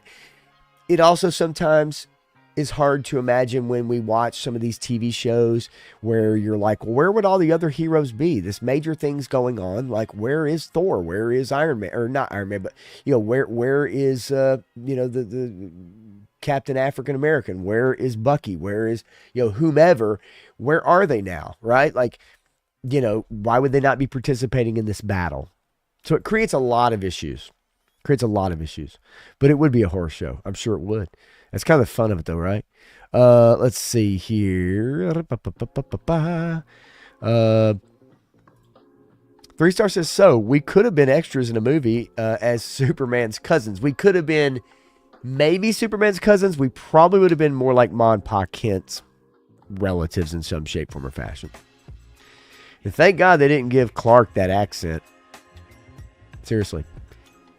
No one, people wouldn't even sit through the movie if that was the case. 3-star, you know that. Yeah, Joe Fan, I'm with you. A lot of the movies are tough to get through. They really are. And we've seen that. We know that. We've talked about it. I've talked about it a lot. You guys, I mean, look, I think we'd all agree. Every now and then you get a diamond in the rough. But a lot of what we've gotten has not been good. There's not a lot of good writers out there. There's not a lot of good scripts. There's not a lot of quality films being made. Some of them are way too long. Most of them are way too long. I mean, just, you know, being honest. So, let's see. And Turk, I'm with you. I think that's not a bad idea at all. The first Jurassic Park movie is really about the only one you need. It's just like Indiana Jones. There's only 3 Indiana Jones films. After that, you don't need to see anymore. I mean, truly. Silver Dollar City with Raptors would be quite fun, actually. I'm surprised I haven't done it yet, right? Okay, let's see here. Yes, Cobra did turn Iceberg into a killer whale, and he ate a seal. Oh, my God. Now we're really getting into it now, aren't we, y'all? Yeah, the Infinity War story was great, and Thanos, right? If you like his motivations, I think those motivations, they make sense to a lot of people, right? They do, and he was a great character. Okay, do you guys remember? Think about this. Let's think about this for a second, right? Of all the shit we've had the last 5 years, all the identity politics and all the swapping of this and that of characters and all the stuff that I talk about all the time. Do you remember when the biggest worry about the MCU was what Thanos looked like? Do you remember that? Oh, his chin, it doesn't look right. It looks like a weird goatee, or it's too big, or he's too purple, or he's not purple enough, or he's, you know, That was the biggest worry we had in those years leading up to when he really became a presence on screen, was what he looked like. We didn't talk about anything else. Nothing else. No woke shit, no bullshit, no nothing. We talked about what Thanos looked like. That was the conversation. Boy, I miss those days. Truly miss those days. Yeah, Brolin's good. Yeah, he's solid. We know that, right? Like we do know that. But yeah, anyway, so but it truly was, right? Like it truly was. It was that was it.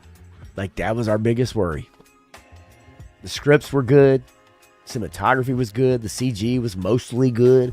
I did like Age of Ultron. I know that's a sin, but I did like Age of Ultron all right. It's not my favorite. Thor Dark World, I think, sucks. I walked out of that movie. That movie was so bad. Anyway, okay, look, moving forward. Here we go. So yes, Man of Steel, adjusted for inflation, this would not do as well as Man of Steel. But it has done okay. So let's see what week 2 does. Matthew and I will get into it Tuesday. Let's take a look here. Okay. So I talked about no t-shirts at Walmart. We haven't seen the big displays at box stores. The marketing has been all shorts and like just quick hits on social media, right? I don't think it worked well. It didn't give audiences a great grasp on what the plot was. What can we expect? What are we getting into here? And I think that does cause damage. I think that does do damage to the film. Now, something else that I think did some damage to the film, and we're going to watch it again. We watched it the other night, but we're going to watch it again. Because I think this bears watching again. This is the interview with James Gunn on the red carpet. This is also the interview with Sean Gunn on the red carpet. I do think that it bears watching and listening carefully to their words. Okay, let's listen to their words. Let's parse up. G.I. Bro, you're great. A little late. All good, baby. I appreciate you being here. 147%. Yes, thank you. And thank you for the comment on the review for sure, man. I really appreciate it. Let's listen to these comments. Let's parse them out, okay? And let's see if they're as bad as Fox News made them out to be. Let's see if they're as bad as everybody made them out to be. War Chest knows what's up. Booyah. Hit that like button. Yeah! What was his name? What was the guy running for president? It was Pya, Pya, Pya, Pya, Pya. I love the Chappelle skit. All right. Anyway, whatever. All right. Let's check this out. And just let's see. Did this, did this hurt the film at all? You said it's an immigrant story. It's a political movie. MAGA today is going nuts. What do you have to say to MAGA? I don't have anything. I think this movie's for everybody. I don't have anything to say to That's pretty good in my opinion. I think that's a great response. anybody. Like I'm not here to judge people. I think this is a movie about kindness, and I think that's something everyone can relate to. Your boss. I think that's fine. I think that's a fine comment. Right? So then here's his brother. James Gunn did the right thing. I'm not here to judge anybody. Whatever his thoughts are, I'm not here to judge. This movie's about kindness. I think that's something everybody can relate to. Whatever. That's great. I like that. That is a fine comment. That is fine with me. Now, we have to understand this reporter is guilty every single red carpet of baiting. He said at the beginning of this interview, okay? Just listen and watch the captions, okay? At the beginning of this interview. You said it's an immigrant story. It's a political movie. MAGA today is going nuts. Now, What do you have to say to MAGA? he uses the term MAGA. MAGA's going nuts. Now, has James Gunn said that this story is like an immigrant story? Yeah, but I think Superman has always been an immigrant story. In today's terms, it takes on a completely different connotation now, right? But it's always been about a story of a fish out of water or somebody from another place integrating, assimilating into a culture.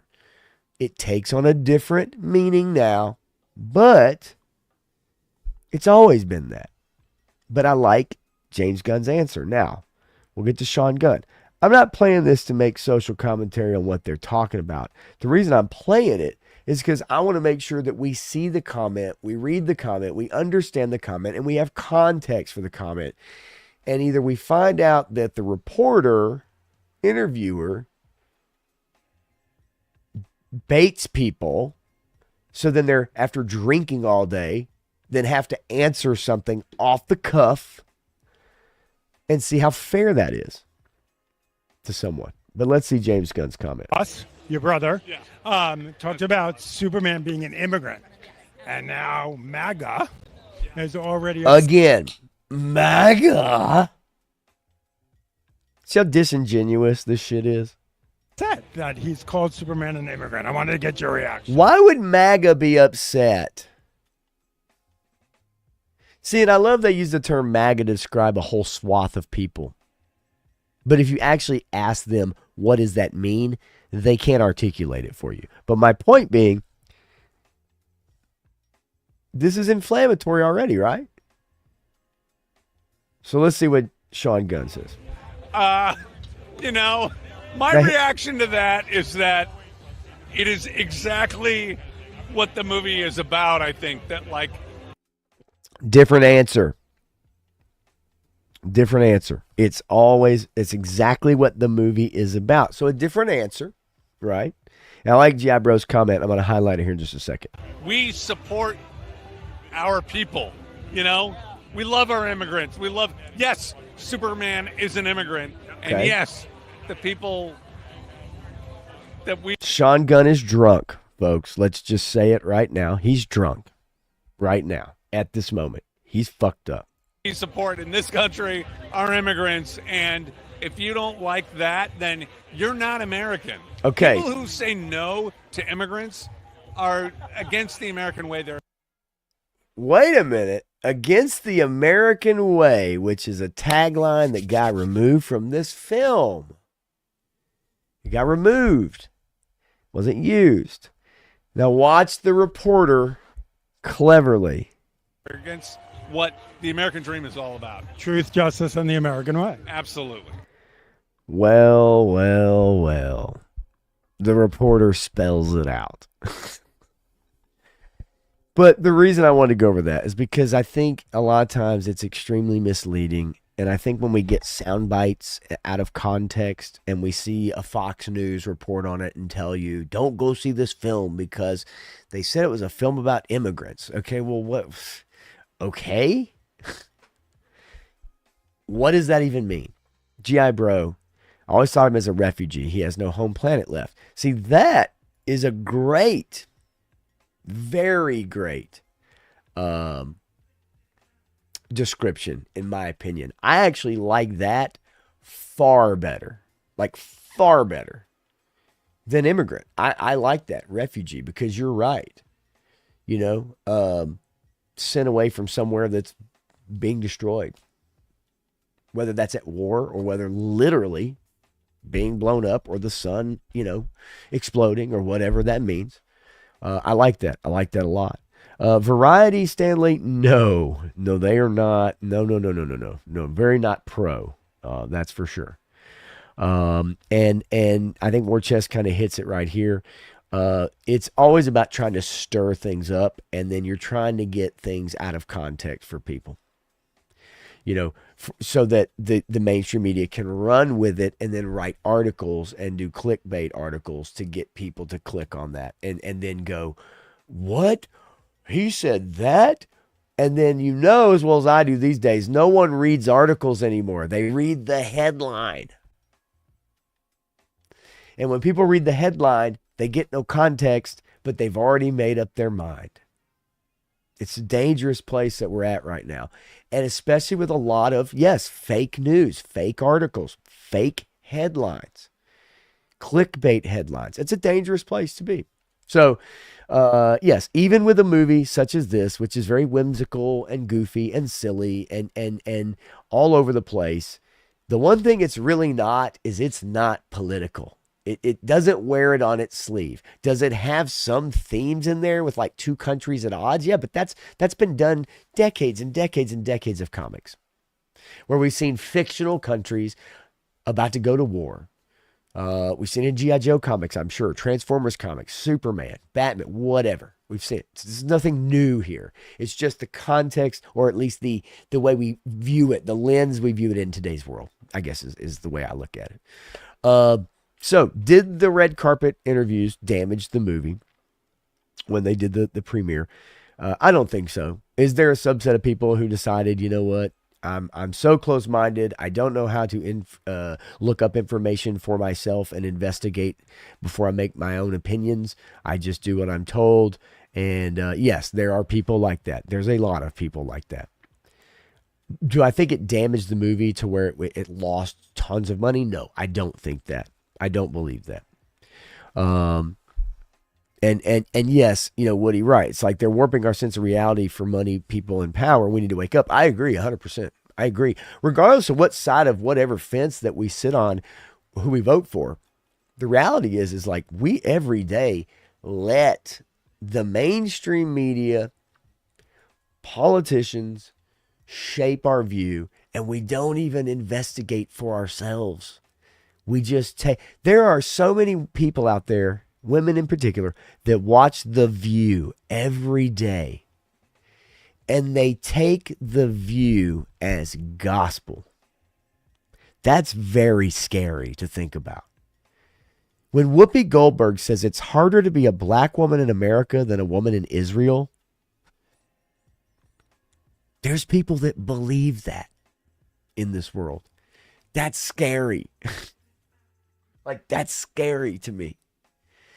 But they're on the air. And people look up. They're they believe in them. That's scary. It's like, do your own research. You know what I mean? And I love it here too. They get richer, we get poorer. It really is true. It is so obvious. It is so obvious. I'm with you 100%. 100%. It always will be on that. And that's the goal, right? Power and money wants to be maintained by the people who have it. And the people who don't have it, they don't want you to have any of that. Yes, Matthew, fictional Eastern European country featured in the G.I. Joe universe of Bavaria. And this is Barovia. So, we've seen it, right? We've seen it so much. We've seen it throughout the years, throughout comics. It's just sometimes we forget, right? And we have a short-term memory. Especially now because we get our information so fast and we turn it over so quickly. We don't get to digest. We don't get to sit on things. We don't get to discuss it anymore because the next story is coming out in 2 hours. It's on to the next thing that we just don't get a chance to really discuss and talk about and sit on things. So it's all about what shock value can we create? And how quickly can we create it? That's what The View does. And yes, it is a fucking joke. That show is unbelievably horrendous. But there are millions of people, I'm sure, who take it as gospel. And that's scary. So look, again, if you hadn't watched the Superman review, I encourage you to watch it. Good, bad, or indifferent. It's 12 minutes long. It doesn't take long. Put it on 1.25 speed or 1.5 if you wanted to go a little faster, because I think I was a little too slow. My next review, I'll speed it up a little bit. Knock it out quicker. Be easier to watch. Promise you that. And then Todd C says, only pet peeve I do is when people confuse refugees as in, and we'll get the rest of that momentarily. So I wanted to bring up a couple stories that happened here in one in my hometown that I really, truly, I want to make sure I don't want to forget something. What today is, July 13th, what today is. If you guys can possibly tell me what today is the anniversary of, July 13th, what is this the anniversary of? If you can tell me in the chat, we'll love you forever. Okay, so let me quickly go through and bring up my mail because I have to email myself shit all the time. So let's get a little goofy. Let's get a little goofy here. It is not to my knowledge, Minjosa, not to my knowledge, but there's a great thing that happened today, many years ago, a few decades ago. It's one of my favorite things that ever happened as a kid growing up. And I have a DVD set of it, actually. G.I. Bro says, no, it was great and nice editing too. If we are discussing, obviously, Superman, but let me know, just to make sure that I'm not off base there. Okay, so, no, we're not going to sign into Fox News. We don't know that shit. Okay, I got to share this story with you guys because I just found this absolutely fucking ridiculous. Oh boy. Nashville man arrested for calling 911 to request cigarette delivery.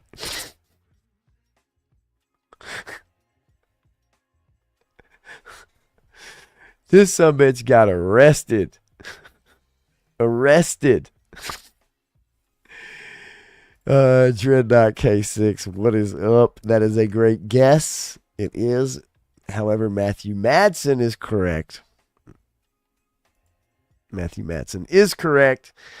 Live Aid took place today in London and Philadelphia 40 years ago.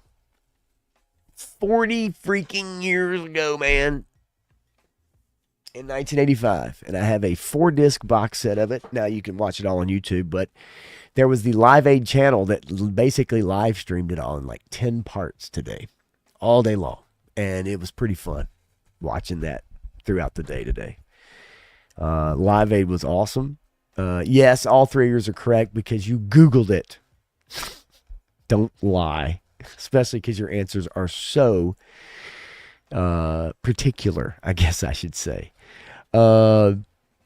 Anyway, Dreadnought, good to see you, buddy. Okay, yes, Live Aid, definitely. Love. Oh, yes, okay.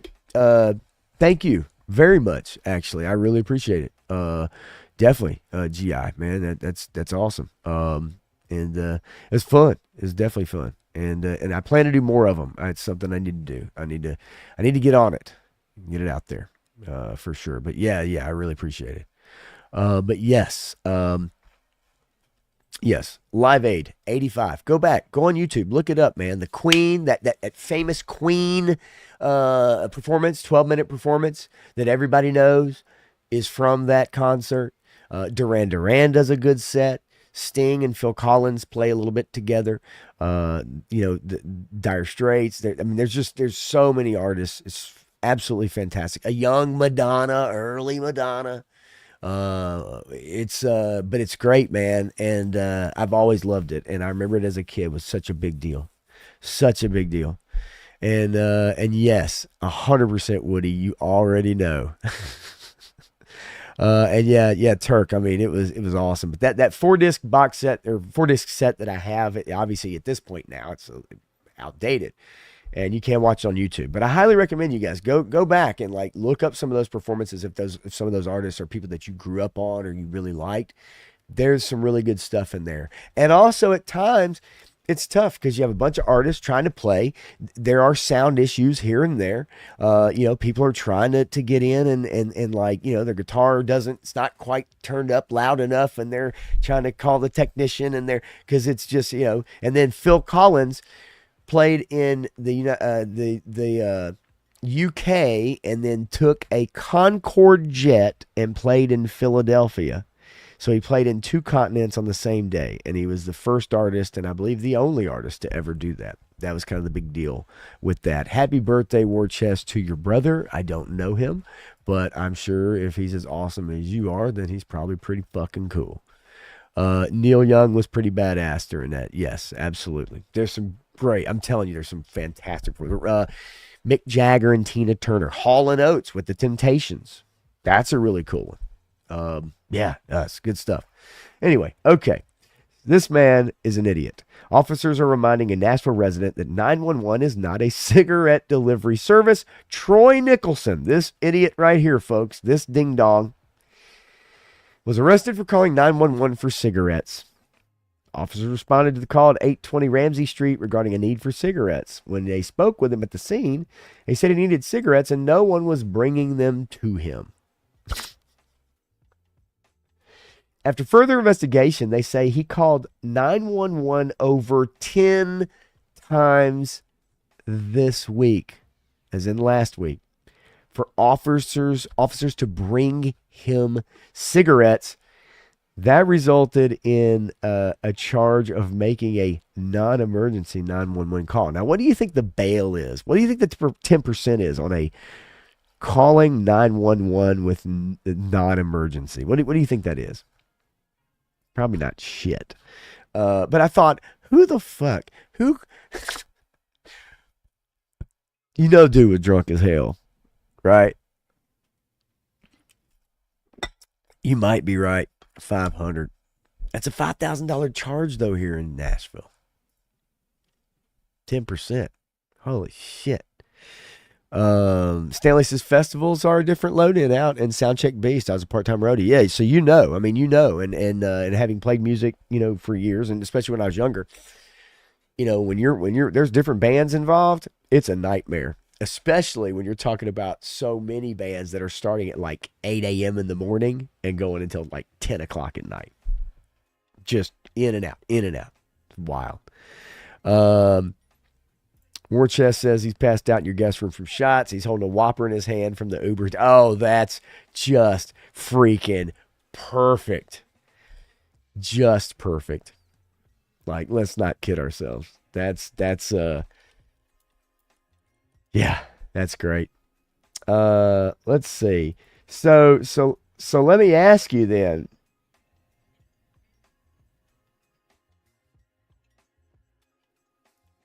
Did he ask you this about his Whopper? Fun. Where's the beef? Some.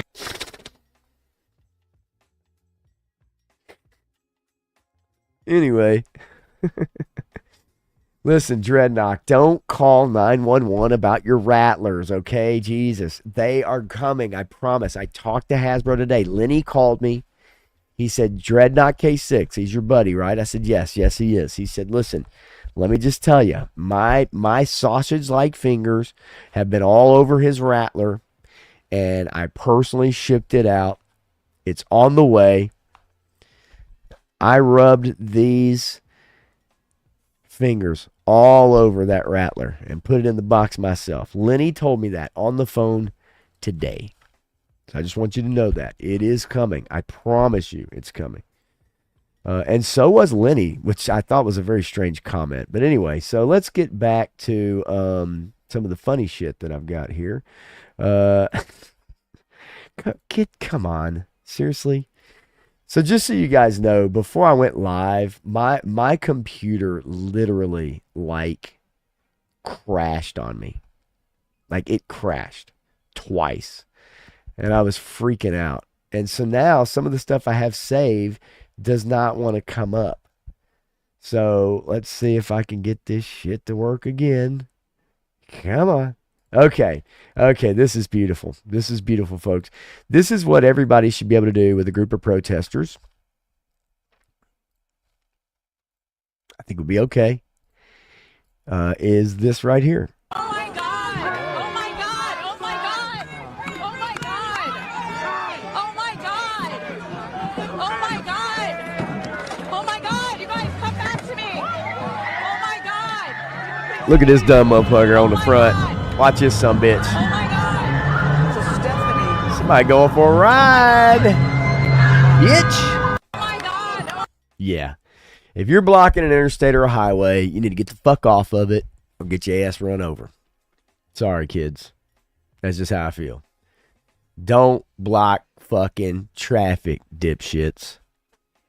Sweet Jesus. Like, seriously. Kills me when people do that. Absolutely drives me insane crazy when people do that shit. Blocking a damn highway. And look, people got to get to work, man. Like, that ain't no joke. Some people might actually get you know, like, oh, I don't know, fired for being late. Somebody might need to go have a baby at a hospital. Somebody might need to go have their life saved at a hospital. But of course, we have idiots that like to block shit. Okay, so I got another one for you right here. This is I love this one. So this is, we've all seen the paid protesters, right? Like, we've all seen the evidence of the paid protesters. So this will basically, let's see. Come on, man. Damn, when my computer crashed, boy, it crashed hard, baby. I apologize to you guys for this, but yeah, it just reset all my shit. Okay. Now that I'm logged in, log in. Come on. Let's go. All right. I want to show you this video because this is very interesting. So this is when we see these people, okay? When we see these people at protests and you start looking through the videos, you start seeing the same people. Now, how do these people not have a job, but they're able to go around the country? And so I find this fascinating. And this is a great video that gives you an idea of just that. All right.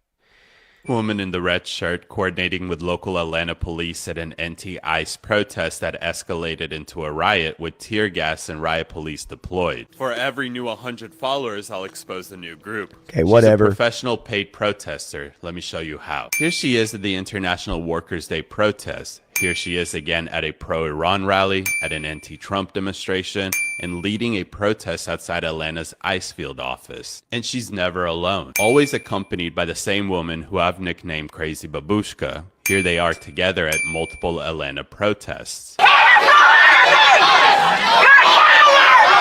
So here's footage of me asking them what group are they affiliated with. What does your shirt say? It says Party for Socialism and Liberation. I'm an organizer with the PSL. Okay. Liberation for what?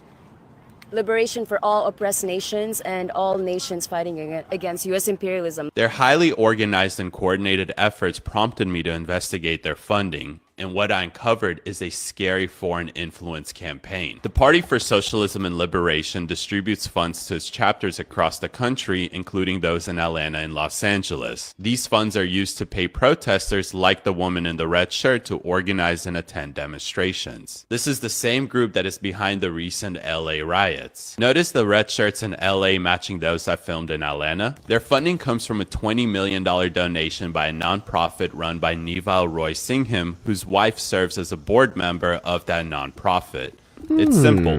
$20 million is funneled to the United Community Fund, which then funnels money to PSL. The leader of the PSL, Claudia de la Cruz, also holds a leadership role in the People's Forum, a New York City hub where organizations like the PSL meet and strategize. Between 2017 and 2022, Singham donated $20 million to the People's Forum. Singham, a self-described socialist, lives in China where he regularly meets with Chinese Communist Party officials and attends their events. And that is how these protesters can afford to protest every single day.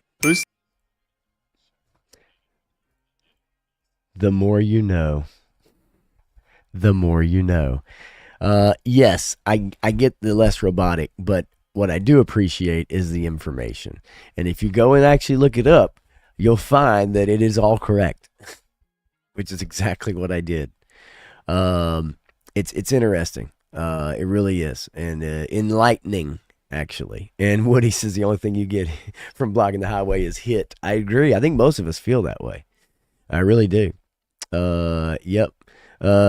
So shovel more coal in the CP. You might be right, Gun Bunny. I got to tell you, it was really struggling earlier.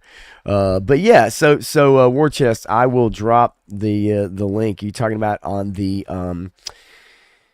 video. I will drop that link right now if you are interested. I just, I find it interesting because you see this all the time about, your people. It's like, how are people able to do this? I mean, how are they able to protest 5 days a week and not work a job? And then you find out, they're paid. Of course they're paid. But anyway, so look, you guys know I'll talk all day about all the pop culture, but I will also bring up stuff I find interesting. And I did find that quite interesting. I think we've all heard about it. It's just that, when somebody does the work and then it allows you to go and look and look at the work as well. And so, yeah, it's enlightening. I found it enlightening. And let you know there's people out there that just, that's all they want to do it's called disruption, right? Disrupt. Got a Switch 2 today. That's awesome. And if you're really into Nintendo, man, I say absolutely go for it. I have a hard time paying for that kind of price for a Switch 2, but I definitely understand wanting to get one for sure. And so I'm glad you got one, and I hope you enjoy it, man. That's awesome. Yes, Todd C. can't say it's hard to find a job, especially one that'll pay you to just go around and stand outside all day like that. Yeah, GI bro, it is. It's crazy, but sadly not surprising. It definitely is not. When people used to protest things that they actually cared about, rather than just somebody paying them to go. Obviously, the girl couldn't even literally articulate what the group is like. The liberation of what, of who. She couldn't even articulate it because she has no idea. We know that. Now, I really didn't want to go over the flooding in Texas because I think we are all familiar. I know that Matthew probably has a better grip on that, being in that region of the country. And I don't think, to me, I just don't think it bears worth really bringing up because I think we've all seen it. I think it's tragic, especially the camp. Do I believe there were some missteps along the way? Maybe. Do I believe it was nefarious? No, I don't think it's nefarious. I think it's probably not a huge area. Maybe the emergency systems they have in place are not huge.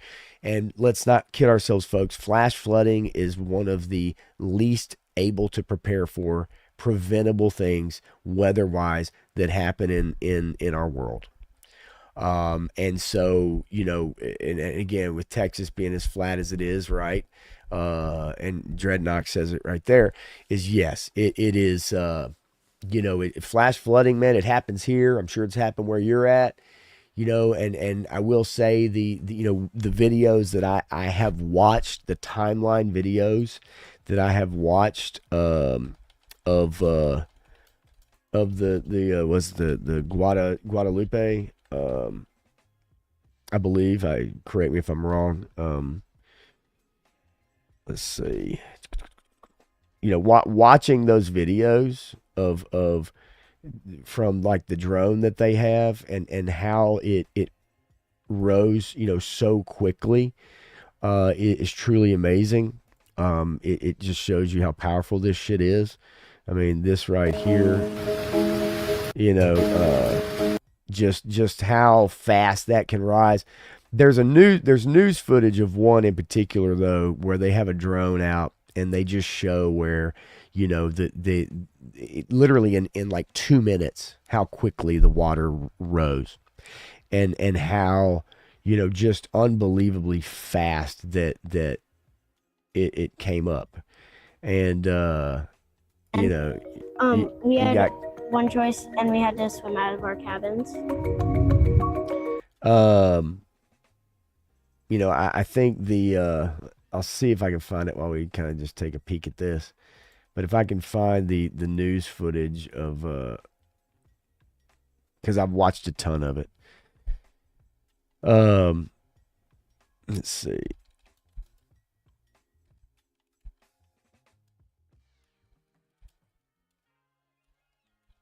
Which you guys have probably seen it anyway, but I just found it fascinating. Okay, I think this is it right here. As soon as we get through the commercial. But yeah, it's tragic, I mean, it really is. But the thing about it is right. It's not scheduled flooding, and no matter what and Gun Bunny says it's actually hill country, so it's actually not flat at all. And let's see, yeah, I'm sure War Chest, I'm sure. So this right here, this is nuts to me right here. Like, they're backing up and backing up and backing up, and they had a drone that was basically like that they show, and I hope they'll show it here on the footage, where it shows when it's really nothing, and then you see the drone take off, you see who's controlling it, and then as it's going up and backing away, you see the officers and everybody just continually backing up. And it's really this long view footage here, like that particular shot from the shore on the right side, you see there. I wish I could find it, damn it, because it's really kind of pissing me off here. Because this other video I have is not participating. But anyway, but yeah, it's pretty insane, man. Just how quickly that all kind of went down, and how fast that flooded, and so yeah, it is tragic, and hopefully, as they find people, they can get everybody accounted for. But yeah, it's nuts, man. It's happened. Like I said, it's happened here. We had a flood in 2010. Unfortunately, I say unfortunately, if you guys remember, there was a van that exploded in Times Square and in New York, and it took precedent over the May flooding of Nashville that was really crazy here. So a lot of people really didn't get that information and didn't get that news, because the bombing that had happened in Times Square just took over everything. It just happened to happen at the same time. But anyway, so yeah, I didn't want to cover that. I think you guys have probably seen plenty of it, and I can understand. Just I don't know. Sometimes you see so much of it that you just kind of get worn out on it. So I fully get it. How is this thing going? That's not what I did. But anyway, so look, I think we spent a long time on Superman. We will talk about it on Tuesday night with Matthew for sure, 100%. We'll get into it, and I hope you guys tune in for that for sure. I think it'll be worth it. I think it'll be worth it, to hear Matthew's opinion on it. I think you guys will enjoy that. He's going to take me to task. I'm sure he is. What I will say is we will do next Sunday night will be a spoiler-filled talk of Superman. Because I don't think Tuesday's quick enough for most of you guys to have seen it. And I'd like for people to see it. And I know that there will be maybe a few more people tuning in on Tuesday night. So I don't want to spoil it for anybody that does want to see it. So next Sunday night, if anybody wants to join me, send me a message, or shoot me a text or whatever. I'll hit you up with a link. And if you want to go on and discuss it, we can get into it. Because I want to hear you guys' thoughts, not just reading the chat, not just having a ton of, like I don't having to land planes here and everything. I want to hear what you guys have to say about it. And so, yeah, so like I said, next Sunday night will be spoilers, 100%. So be ready. Go get a chance to see it. Go check out the movie, man. And if you don't care, then just be prepared. That's all I want to let you guys know. So, but anyway, so I think that's about all I got, y'all. Matthew and I will be here Tuesday night, and we're going to go over the projections for Fantastic Four, where we'll talk non-spoilers about Superman. I do want to get his opinions to give to you guys, find out, in his own words. And then we'll look at the Fantastic Four projections, which is in a couple weeks. That's July 24th. Will it do better than Superman? Will it not? Will it make its money back? I think we focus on that part of it too much now. But the reason why we focus on will it make its money back is because the budgets have ballooned so largely that it's hard for these big movies to make money. And if they can't make money, guess what happens? Other films don't get funded also, right? Let alone the plans for the future of whatever film series it may be get scaled down. So I think that truly, I think it's just, it's a shame that the budgets have gotten so big and that these things can't get off the ground. These projects can't make money. And then we don't even get a lot of the intermediate films that we used to, like comedies, rom-coms, drama, thrillers, your Kiss the Girls, right? Stuff like that, like films that have a small budget that make a decent amount of money, because those films also fund other projects. And that's what keeps a studio in business. Now, without the residuals from DVD sales and physical media, that stream is gone now. So how do they make money? So something has to change moving forward. Movie theaters are going to start closing. And we're gonna see it. It's gonna happen. And I think movie theaters are gonna become a very niche, bougie experience, in my opinion. I really believe that. Okay, here's the video. I will show you guys. I just found it. This is from The Independent. It is also actually from a news source. This will give you an idea of how quickly. This is a 2-minute screen lapse. Let's take a look and watch how quickly that this flooded. Okay, look at the timer. Like check out the timer. This is 34 seconds long, but if you look at the timer in the top, all right. So let's see. Let me get that off the screen. All right, 7 to 11, 12, 3. Okay, in 5 minutes, it went from this. Okay, look, you can see dry ground, right? And in 5 minutes, it went to that. That is nuts. So 17:11, 10 minutes.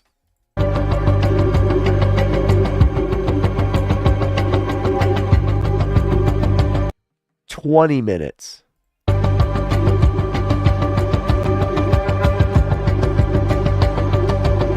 30 minutes.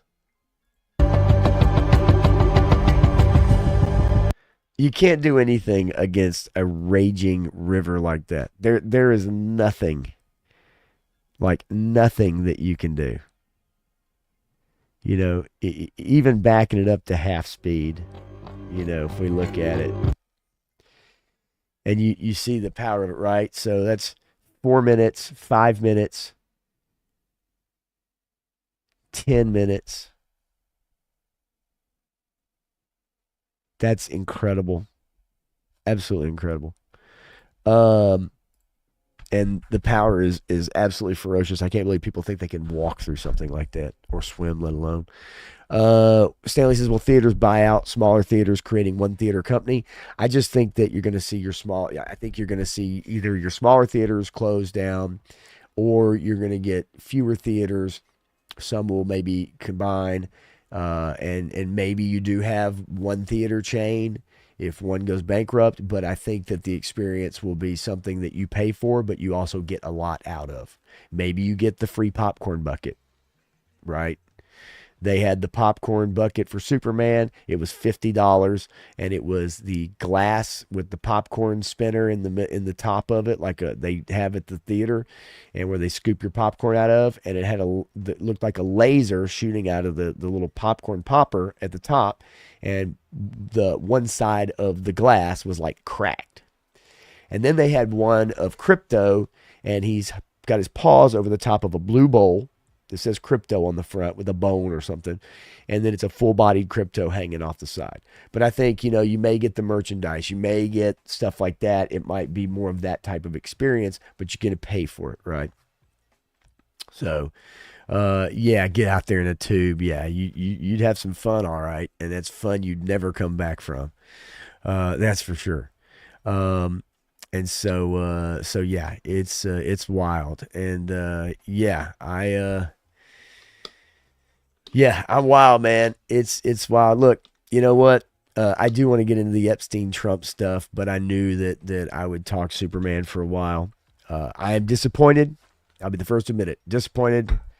They paraded out the folders and influencers a few months ago saying they had, here's the files and we've got the folders, and it was all a bunch of bullshit.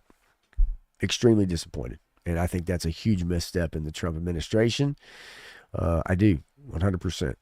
I think it's a big, big misstep. And I think we can all assume the reasons why that didn't get put out. Movie theater near me has a bar in it. That's common now, Joe fan.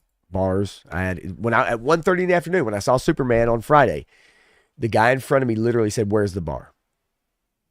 And instead of going to the theater, he went straight down to the bar. It's the first place he stopped at 1:30.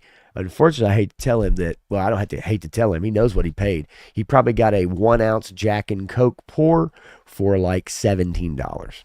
And I'm sorry, my friends, but I would carry in mini bottles, airplane bottles, into a movie theater in any day of the week than pay like $17 for a damn 1-ounce Jack Daniels pour. Get out of here. Come on, man. Come on, man. What are we talking about? I forgot about my boy Otis, man. He's just been back there chilling, man. It's all good, Otis. We might have a new band coming up soon, y'all. We might have a new band. I hate to tell you. That might be true. Is there a spider on me or something? But anyway. So look, love you guys. I'm glad y'all hung out for me tonight. I'm glad you hung in for a while tonight too. Listen to me ramble every week, baby. I love it. Yeah, shit. I mean, I'd sneak it into a movie theater. Ain't no joke about it. Just like I take candy, fool. Know what I'm saying? Come on with your bad self. Because whenever you're going to see the gayest project Marvel has ever done, then you have to sneak in your own candy. Got to be some value out of that shit, right? Got to be some value out of that. Oh boy. Anyway, you guys want to watch Prince do the splits? I do.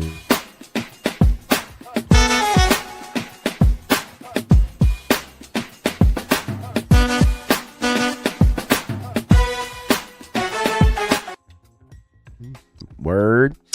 Woody, take it easy, buddy. Good night. Have a good night, man. I really appreciate you stopping by for show. And so yes. But anyway, look, I am going to get out of here. Thanks for hopping in, man. I hope y'all have a great night. It is late, so get some rest. Have a great day at work this week, a great week at work this week, and a great day at work tomorrow. I'll see you guys Tuesday night, 10 p.m. Eastern, 9 p.m. Central with Matthew Madsen. We're going to talk some more Superman. Hopefully by then, a couple more of y'all maybe have seen it. And like I said, next Sunday night, we will get into spoiler talk. So I know there's going to be a few people for sure that will probably want to hear. That's where I'm going to dig in. That's where my criticisms will come out. You'll hear them for sure, 100%. But look, you guys have a good night, man. I really appreciate it. And let's see. As always, I have to play my favorite thing. So long, gay boys!